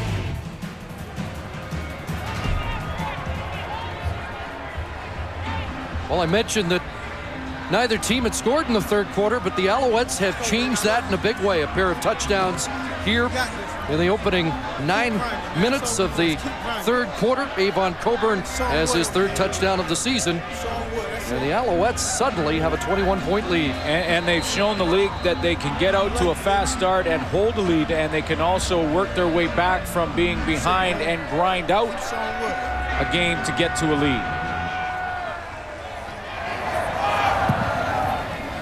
Duvall sends it downfield into the end zone, and they will concede another single point. It's 30-8, and make no mistake about it, Anthony Calvillo and the Alouettes wanted to make a statement here today. We're going to know we're the best team. And today, I'm tired of saying we are the beast of the East. Today, we are the beast of the CFL. That was the pregame. A pregame speech from the leader. And he is basically saying that everyone always says we're the beast of the East. Forget that. We're the beast of the CFL, and let's prove that this afternoon. And they, so far, done a real nice job. 30-8. And they're approaching that amazing 45-point mark per game. 15 times they hit 30 points last year in 18 regular season games. And they've done it in all 3 so far. Chris Jones with a catch, his first of the day, a short catch, and the Roughriders just trying to get something ignited on offense. They just want to give their defense a rest at the very least. I mean, that's probably priority 1. And you know, Glenn, much of the pre-game talk was about staying on the field so Anthony Calvillo wouldn't have time to put points on the board, but they've had 8 2-and-outs in 12 possessions. Here's a pass caught, but Cates is surrounded and took some punishment and lost his helmet. And Shea Emery's been around the football a lot this afternoon. You know, and I don't by any means take anything away from Montreal right here. They're playing tremendous on defense. Front four has really dominated, and they've been hitting like this. I mean, they gang tackling, lots to the ball, heads are flying. But this is not an excuse. But the Saskatchewan offensive line is a makeshift group right now. They wanted to start the season with Belton Johnson, Gene Mikowski, O'Day, McGrath, and Smith. It's far from that. At O'Day, Parento, Mira, Best, and Harris. Taylor at his 32. And Portugay and company, Jocelyn Fournette downfield. And that's not an excuse for the Saskatchewan Roughriders because, you know, the Montreal Alouettes, I really believe, have made some tremendous adjustments here. They've come out with some different formations. They're really grinding this game out. They're wearing down the defense. Quick passing game, mixing it up, getting Avon Coburn. Anthony Calvillo has moved the pocket right to left. He's thrown from the pocket on crossing routes. And he's going to his #1 receiver, Kerry Watkins. He already has a touchdown, finishes it off with a nice run. So, made the adjustments. They're starting to wear down the defense. Back to work from their 34, which for the Alouettes isn't great field position. Kerry Carter off the right side, tripped up. That just flashed on the screen, but we're going to show it to you one more time because it may not seem like a lot, but believe me, it's a hot afternoon. Your defense that's out there, the time of possession, very, very important. And that is big-time lopsided for Montreal. And you heard Ken Miller at the half. He said, my defense is playing lights out, but they just were out in the field too long. Average start for the Alouettes in the first half, the 49-yard line. So they've had great field position all day. And that pass incomplete as Eddie Davis with the hit, jarred the ball loose. And the defense gets a stop, and they need that with just over 18 minutes left. We'll see if that can sort of fuel up the offense, see if they can get going. Again, though, the makeshift offensive line, tough for Saskatchewan offensive group to get their thing going and get some first downs. Gary Etcheverry, that defense has played well. 2 busts, though. You don't often see that. Two mental mistakes made that cost a touchdown. Duvall just gets it away. Already 3 blocks on the year.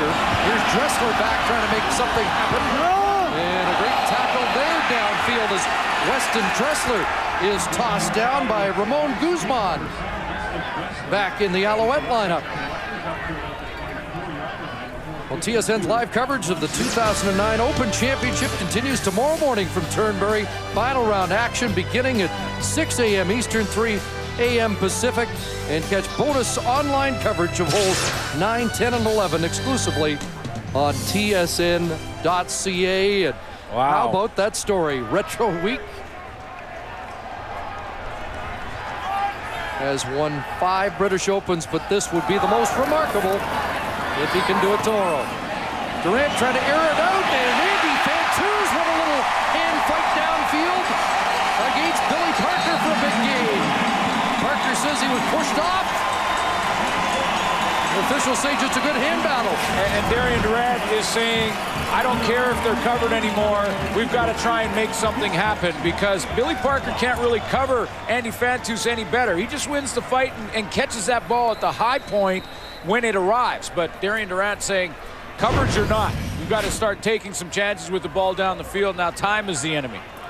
3 catches, 2 other catches called back because of holding penalties. Fantuz seems to be the most open receiver for the Roughriders today. Keats inside, not much there, trying to get to midfield and pushed back by Diamond Ferry, John Bowman. Mark Trestman mentioned last week, collectively he thought his defense swarmed and was physical, and they have been again today. Well, Diamond Ferry really had a tough week too. He was sick all week and lost some weight. Tried to stay hydrated. It was really a question mark coming in, and you could tell it looks like he's really trying to get some oxygen in there. Some big plays, and he's hanging in, playing tough. 2nd and 8. Here comes the rush. They'll screen, and Jason Claremont fumbles the football, and the Alouettes are going to get on it.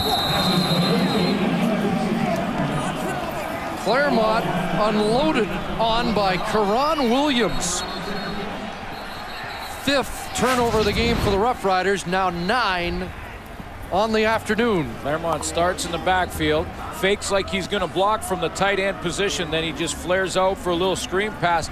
Hit by Estelle there, ball flies up, and Karan Williams also involved in that one. Last week in Toronto, Claremont took a knee right in the middle of the back, did not return.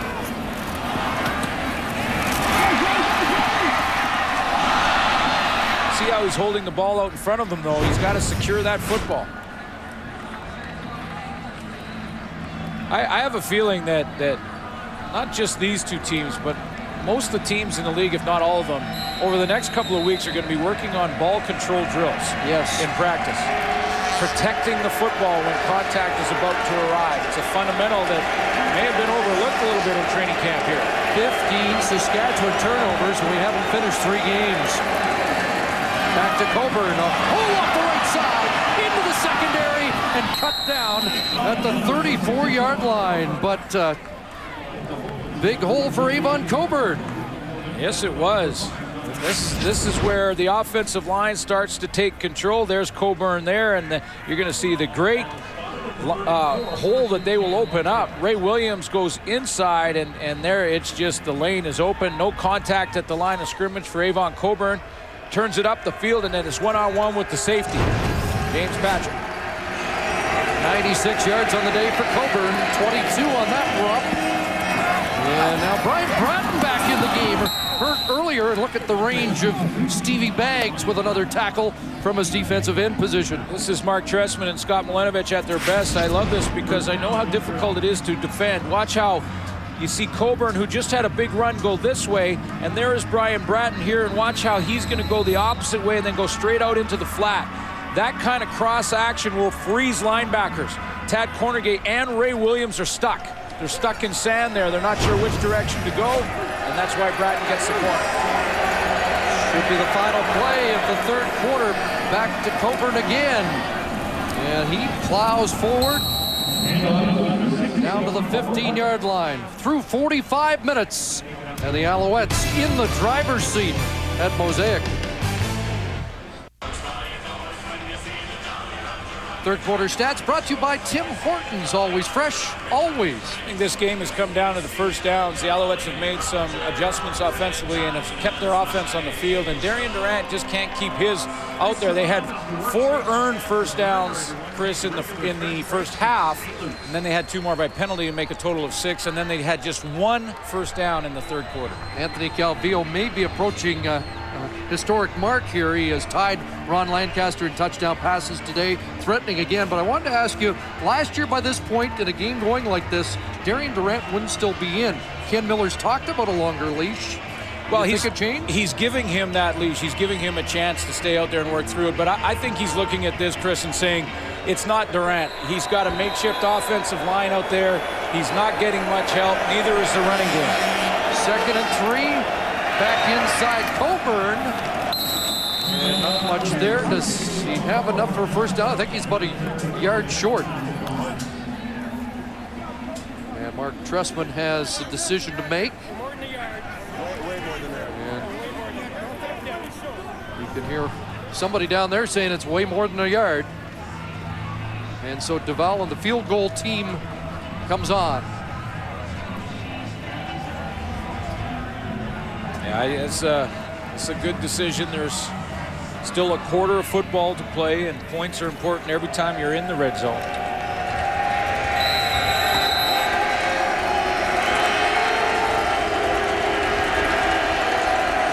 Well, this will be a 21-yard attempt.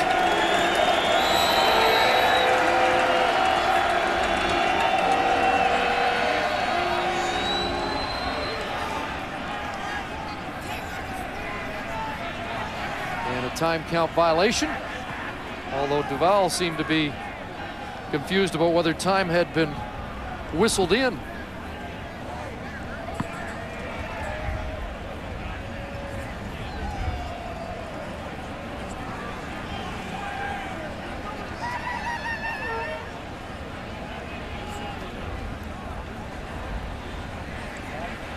Fans around, or excuse me, players around the league said many times how tough it is to play here at Mosaic Stadium because of the crowd noise. And this has been as quiet as I've ever seen it or heard it.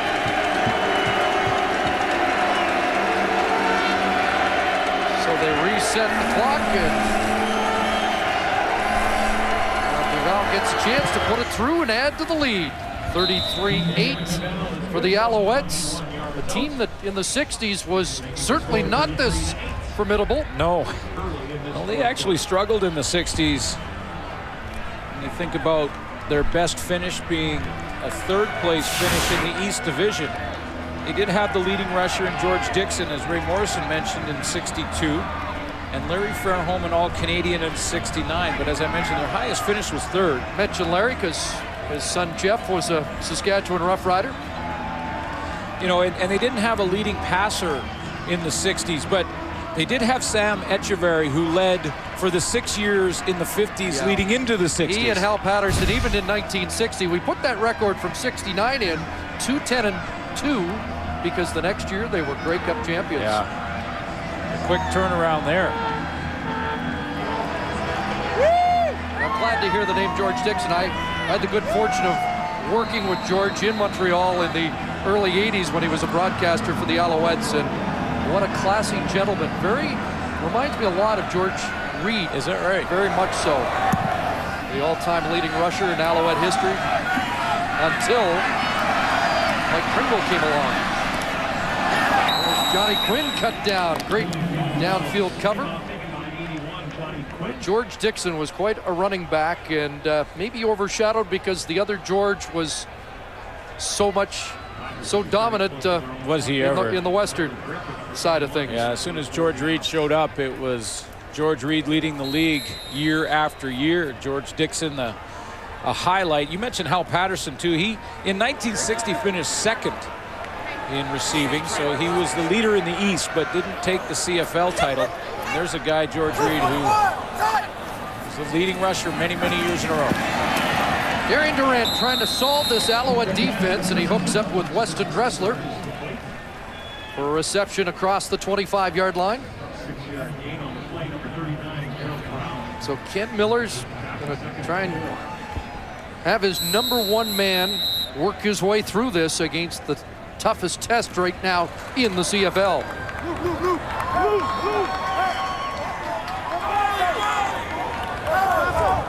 But the Durant unbeaten streak as a starting quarterback in peril. That pass for Dressler incomplete with Chip Cox there, and a late flag is thrown. Anwar Stewart got into it a little bit on the outside with Bobby Harris. And that was well after the fact. And that's why Anwar Stewart went right over to the refs to say, well, what did you see? Because went back and forth a little bit.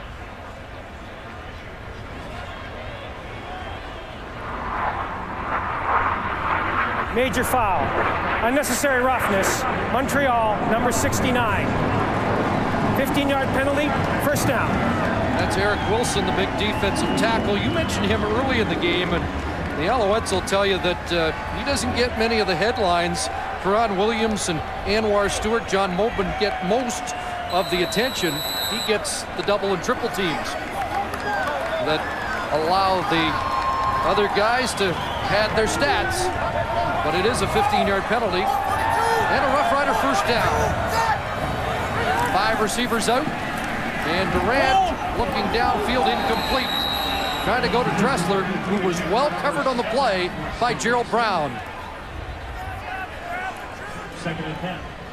The 60s were stronger for the Saskatchewan Roughriders, and they included one of 3 championships. But there's George Reed, and 65 straight through to 69 was the leading rusher in the league. Could you not find any big names?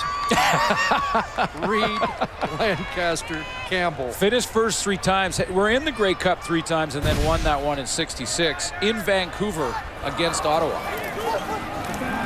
Here's Durant. Oh, that almost picked off. Chip Cox was there. The pass intended for Andy Fantuz. And to show you how different these two teams were in the 60s, they met 9 times, and the Rough Riders won all 9. Wow. Well, it's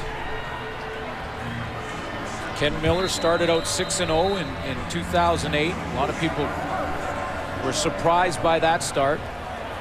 And they come out of the gate after most people thought that they would be struggling in the West Division, 2-0, and have now faced the hottest team in the CFL in Montreal. Taylor backpedals, lets it hit on the 10, and fields it on the bounce. Fans want a clip, and they do get the flag.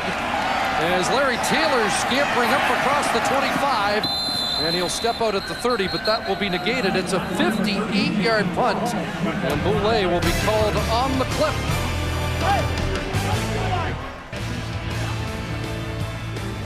Just a reminder, next up, the Bombers and the Tiger Cats. That's going to be an interesting matchup at Ivor Wynn. Stefan LaForge, Quentin Porter. Coming up following this game. It's good to see some young quarterbacks getting a chance and an opportunity. Darian Durant has struggled this afternoon, but has shown at 6-0 coming into this game that he can win. And you saw the great effort by Quentin Porter in BC. Hamilton won there for the first time since 2004. Deep start for the Alouettes. Handing it off the right side, and Coburn gets 4. Okay, I didn't want to do this, but I'm going to. Okay. I'm worried. Based on this score, I'm not saying, but is it possible? We're looking at a team that could, and it's only 3 games in. Well, I just want to check. Could they go unbeaten this year? You know what? They've won in Calgary. Yep. They're winning in Regina. BC will be a test. BC will be a test. They could lose next week. But this is, fumble. It was a pretty impressive looking unit. Well, I just want to, you've thrown it out there now, because I've got the CFL fact book in front of me, because I just wanted to go to the schedule section. Yeah, we are just in week 3. It is week 3. It's week 3. Ray Williams punched the ball out, but Anthony Calvillo saves it. But this team looks good. I mean, it really does. And one of the things that Mark Trestman wanted to address was how he played against the Western Division. You heard Anthony Calvillo in the pregame talk about being dominant in the CFL, not just in the East. They're addressing that this year. They're a better team this year by far, I think, than last. Well, they didn't win in the West last year, and they're going to give up 2 as Duval will skip out, and there is a penalty marker on the play, but they've gone in and beaten the Grey Cup champions in Calgary. They've beaten the hottest team in the West today, barring a miracle comeback. He looks good, very good. This guy looks like he has even a better handle. Remember when they came here last year and he let a lead slip away in the last 3 minutes? Procedure, Montreal, number 41. A penalty is declined. The result of the play is a safety touch. So 33 to 10. Alouettes lead. The CFL on TSN is brought to you in part by Rona, proud sponsor of the CFL. Rona, doing it right since 1939.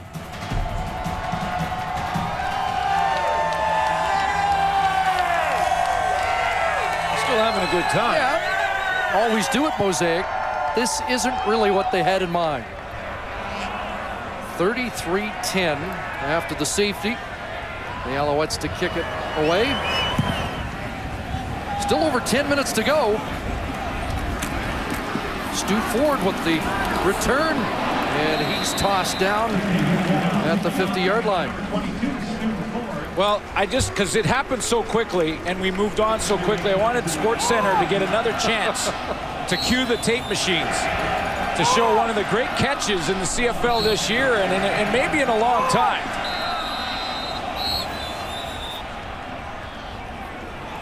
That was one we saw, but we just weren't sure it really happened. But we should expect the unexpected from Ben Cahoon. 6 for 77. That was a 30-yard grab. But now it's the Roughriders with the football. They fake that end around, and then the ball batted into the air, and it's grabbed. Anwar Stewart has another interception. 9 in his career. Isn't that something? And boy, these defensive ends are something in Montreal. There are defensive backs that would like to have 9. And he is right down here at the bottom of the line and playing another strong game down low. He just, a little sidestep, decides to commit and not stand in between Wes Cates and Darian Durant and go right after him and knocks this one up in the air, volleys it to himself for his 9th. It's a little bit like Stevie Baggs last week in Toronto. A lot of the Alouettes will tell you that Anwar is even better than ever because of yoga. The yoga routine has made him a little more nimble, and he showed you on that play. That's interesting because when I saw him in warm-up, it makes sense now. I saw him in warm-up, he had the iPod in, right? And so I always ask, so what are you listening to? I thought, defensive lineman, he's rocking and rolling, getting ready for the big game. And he goes, well, I'm kicking back with a little Luther Vandross, and then I'll listen to a little gospel. And, I'll just sort of get my thoughts together. And then that all works with the yoga thing and the Zen and the Zen. Not with retro, though. We should have the 8-track.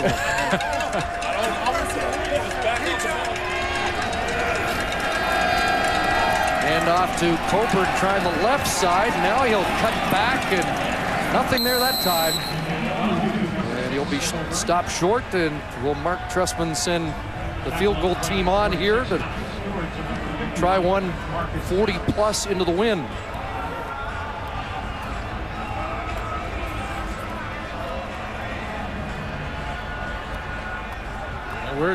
Where the ball is marked, it's 7 yards back from there. Where the ball is placed, it'll be exactly a 40-yarder. Yeah, held by Ben Cahoon. Can't have surer hands as a holder than Ben Cahoon. After seeing that catch, he can hold it on a helmet. Hold it against David Tyree, Super Bowl for the Giants. He used his own helmet. And Duval puts that one right through. So the problems he had last week have been eliminated.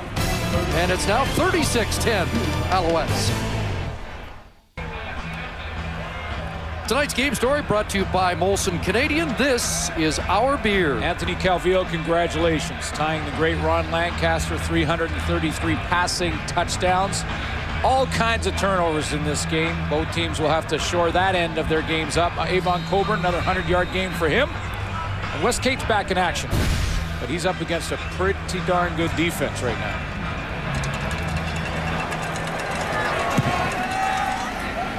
The ball, the boot.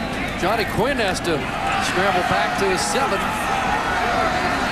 he'll high step out to the 30-yard line. And we do have a change in quarterback now with 8:16 to go. Stephen Giles will lead the offense onto the field for the Roughriders.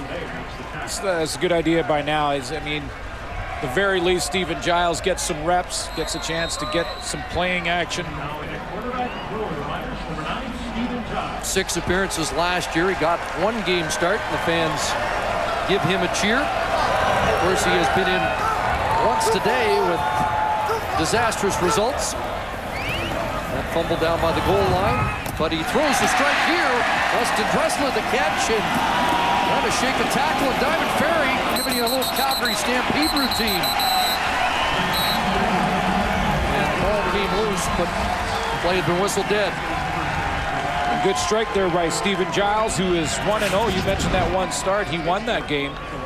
So the 2 quarterbacks, 1 and 2 combined coming into this afternoon, were 7-0 as starters.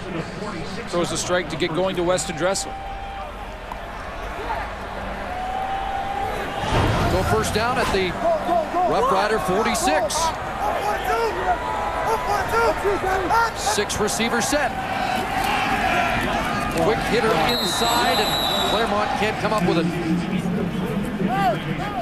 Darian Durant will put the first loss in the books. He's 6-0 coming in. He'll now be 6-1 as a starter in Saskatchewan.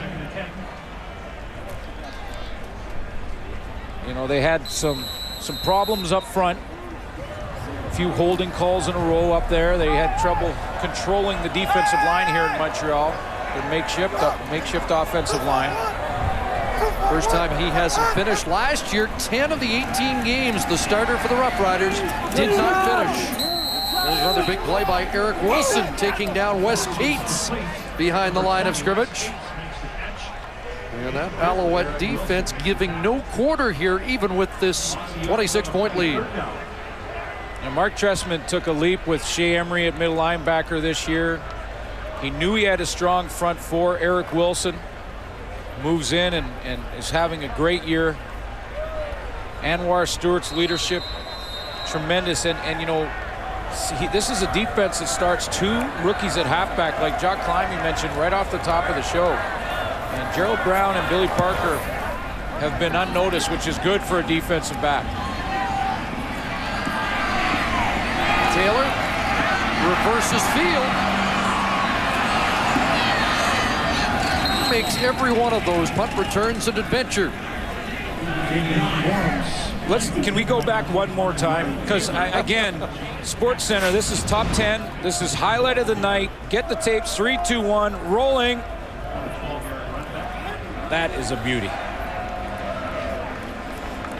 He's had a few in his distinguished 12-year career, but David Tyree used his own head. That's using the defender, Tad Cornegay's head. Number 5 all-time in CFL catches. Have an injured Rough Rider on the field, and it's Sean Lucas, I believe.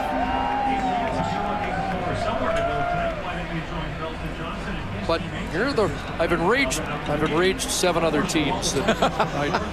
Well, it's week 3. I don't know. I'm just saying that they've kind of issued a challenge to the rest of the league. You heard Anthony Calvillo say they wanted to make a statement, and they have. And a team that went 0-4 in the West last year and only 3-5 against Western teams is now 2-0. I know it's early, but this team's going to be very tough to beat. They always are at home. So you look at that schedule and say it might be a storyline in week 12 or 13. What's up, Kim? Allie, Miguel, Kylie, Cameron. Ben saving a long-distance call, saying hi to the girls at home as Sean Lucas makes his way to the sidelines. And Kai Stewart will come in to take his spot. Now that you've said it, though, Chris, the focus in the league changes and shifts from the defending champions and how teams got fired up to play Calgary. Now they're going to be fired up to play Montreal. Right? Because the only unbeaten team now becomes the target. There's no doubt we saw the, in your Gladiator presentation last night, we saw the Target t-shirts on the back of the Stampeders, and everybody knows right now who is number one, the team to beat in the early 2009 season.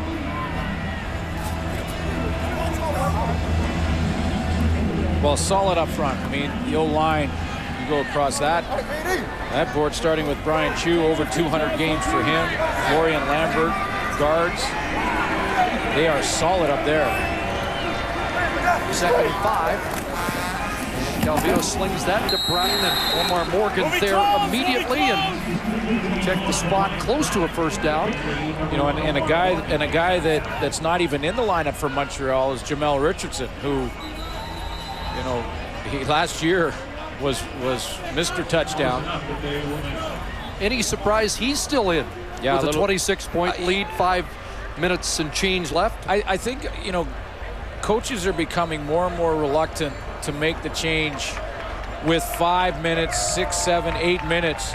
Again, I go back to the Toronto-Saskatchewan game last week, and at the end of the second quarter, in 7.5 minutes, Saskatchewan scored in that game 30 points. So in 7.5 minutes, 30 points in the CFL can be scored. And I think that's one of the reasons that coaches are reluctant to start putting in the backups. And last year here, the game Saskatchewan won 41-33. Mark Trestman's team led by 8 with under 3 minutes to go and lost by 8. So maybe that's in the back of his mind, but he's got a couple of interesting prospects that kind of anxious to see. Adrian McPherson and Chris Leak. You know, Ray mentioned Graham Harrell earlier. There's some good young talent coming into the league. We saw Travis Lulay the other night, Jared Zabransky in Edmonton, and here's Coburn, so he's over 100 yards once again. Well, he had last year, he only played 12 games, and 7 of them he was over 100 yards rushing. And he's 2 for 3 so far this season. 107 against Calgary, and the season high so far, 118. He had 19 carries in that game against Calgary, and he was surprised by the workload, and he may surpass that here this afternoon.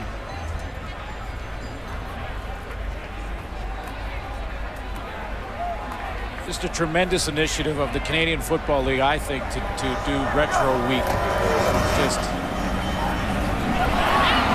nimble Calvillo throwing it into traffic, and Coburn unable to bring it down, but the footwork of the 37-year-old quarterback's been pretty impressive in the first 3 weeks. Oh, he looks great. He really does. As good as I've seen him in the last, 3, 4, 5, 6 years, really. And he's put up some big numbers over that time. And he looks more athletic. He looks quicker.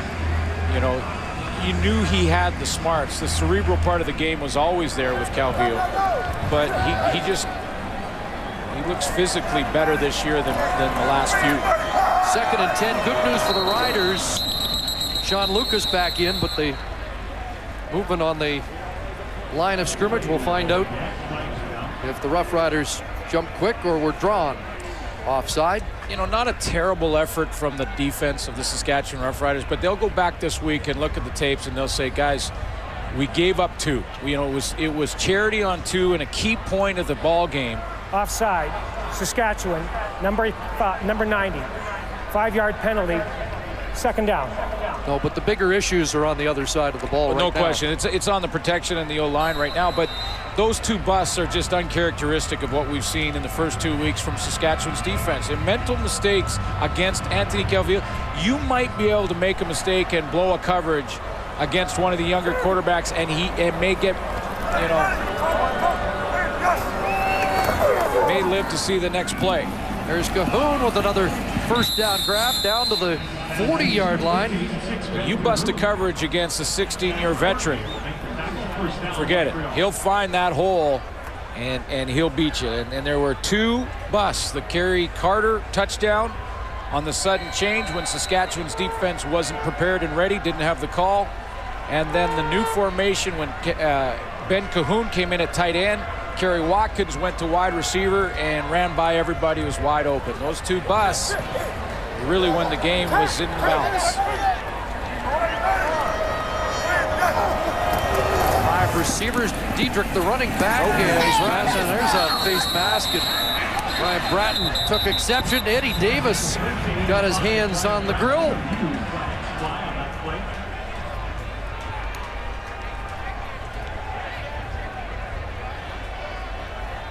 And every official spotted that. Yeah. 4 different flags. 3-minute warning being given here as they mark off the face mask call on Eddie Davis.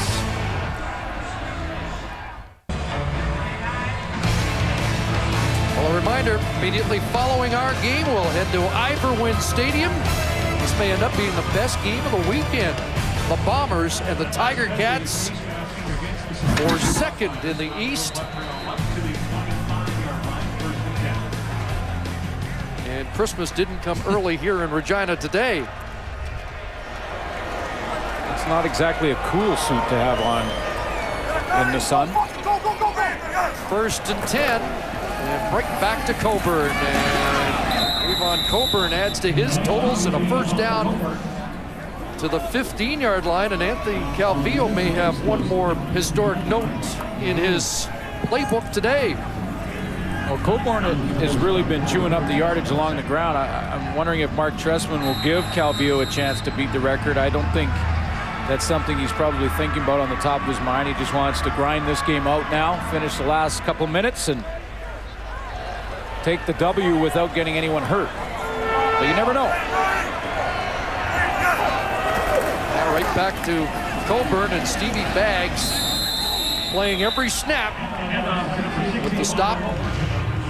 I really thought the game changed, though, when Kerry Carter and the bust. This was after a turnover and a sudden change. Saskatchewan defense just didn't get the call. And then shortly after that, another busted coverage, a wide open Kerry Watkins. 2 mental mistakes by the Saskatchewan defense. When you make a mistake again like that against a veteran like Calvillo, he'll find it. Calvillo ties Ronnie Lancaster, 3:33. Not putting it in the air here as Coburn chews up more yards to the 10.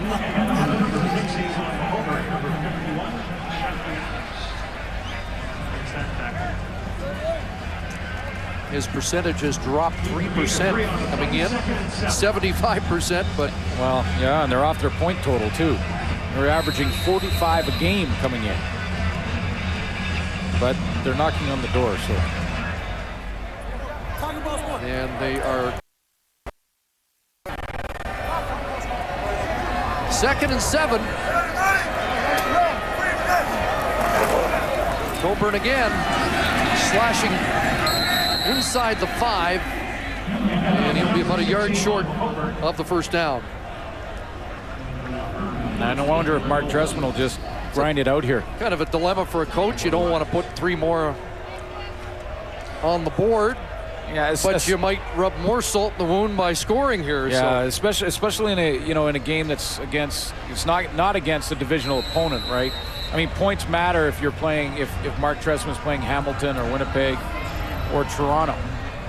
Points for and against could come into play, but... You gotta be kidding me. So 3rd and 2 from the 5. And Coburn has the first down. He has a touchdown. His 2nd of the game. And the Alouettes hit 40+ for the 3rd consecutive game in 2009. You know, and folks, this is not rubbing it in at all by Mark Trestman. Not even close. I mean, he decides that he doesn't want to kick the field goal, not take the points. He's just going to run a straight running play But in fairness to Avon Coburn, he can't let up. Neither can the offensive line, because the moment you do is the time that you can get injured. So you got to play hard on between the whistles.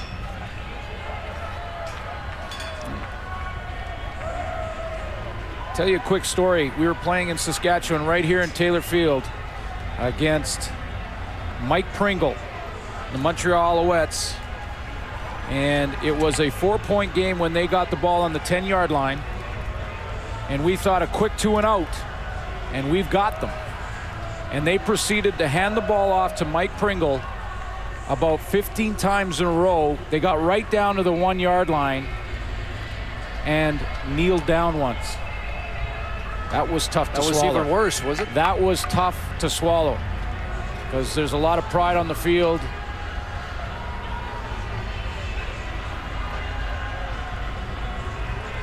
I think he just got the wind knocked out of him when he landed on the football there, Avon Coburn.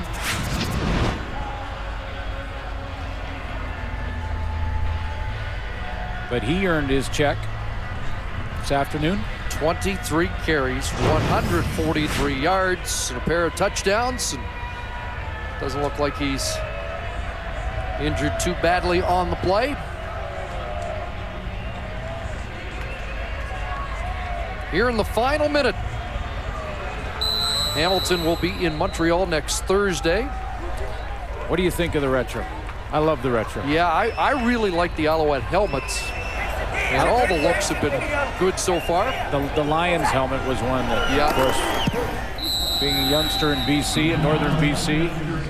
But, you know, I love that it celebrates the great players and great people that went before us. And back in the 60s, a gallon of gas was 25 cents.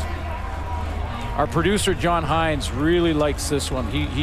He'd like to flash back to that one. I was going to say, when does that retro weekend take place? And you could buy a Mustang for $2,400. You know that in the 60s, the first ATM machine, you didn't need to get much money then, though. You go get $10 and that go a long, long way. I found you far more interesting when you talked about the miniskirt. Well, that was invented. If anyone missed the show last night, the mini skirt was invented in the 60s, as was the Caesar. Little Clamato. I'm sorry I started to daydream there. Okay.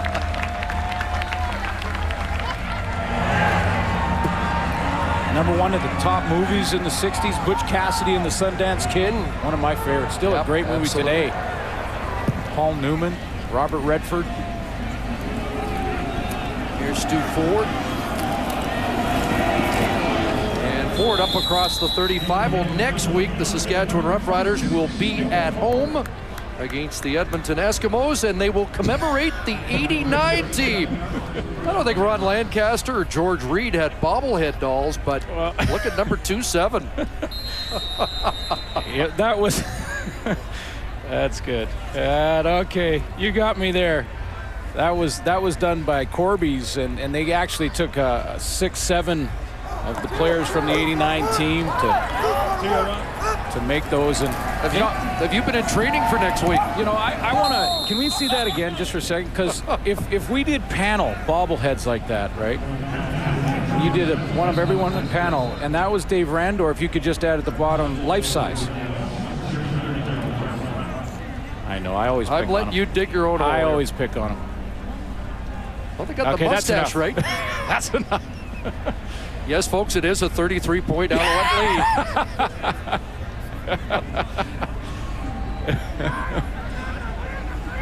Yes, we're told that Dave Randorf was waiting for that shot. Yeah, I pick on our leader back there on the panel. They do a great job every game, and we'll be all ready to set up the next one for you. And we get to Iberwin Stadium, Winnipeg, and Hamilton, and they go through both, and we'll break down both. Alouettes had too many men on the field, which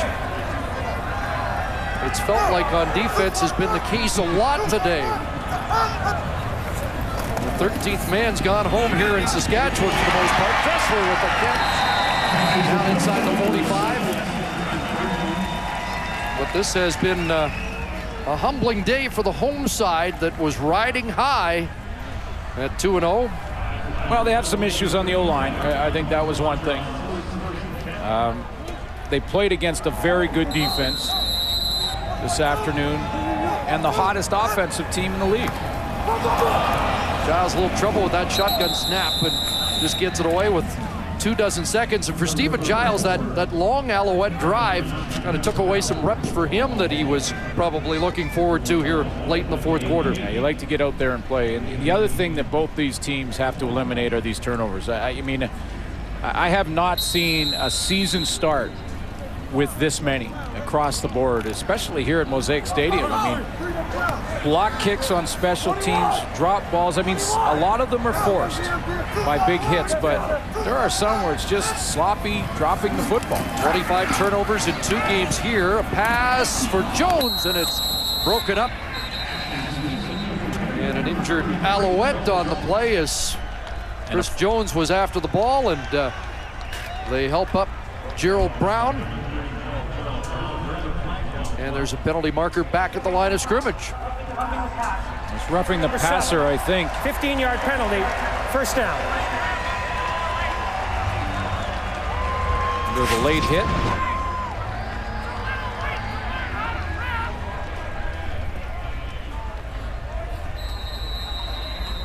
And Bowman and McIlvain with a little late shot. It was the extra shove, I guess. They got the penalty there.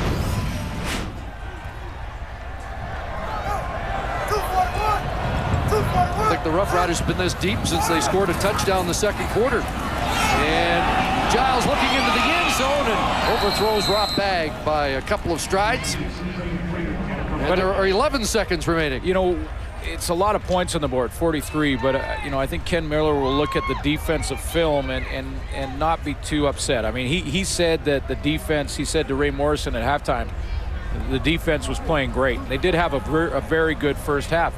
You take away 2 big plays that they gave up on defense, it's a different game. So they're fine on defense. They're fine on defense. Stevie Baggs made a bunch of big plays again in this game. 29 second half points. By the way, the Roughriders only gave up 40-plus once last year. 42 against Calgary. A ball into the end zone, and Jason Claremont ran out of room. We're down to the final play. I mentioned Claremont getting a little banged up. He's slowly working his way into this offense. He hasn't seen the football a ton. He actually didn't return after getting that knee in the back in the Toronto game, but he only has 3 catches coming into this one. And he's got to try and find his way in what his role won here this afternoon. So they're trying to find what his role will be. Of course, he is a huge fan favorite to get him back to his hometown. Roughriders will be 2-1. The other 3 Western teams 1-2 after week 3. And here's a pass for Fantuz on the final play. He'll be brought down at the 19. This one's in the books. Time for a Caesar. It's retro. Well, there'll be a celebration for the Montreal Alouettes. They're the only unbeaten team left in the CFL. A convincing win here. Let's head to Ivor Wynne for the Bombers and the Ticats.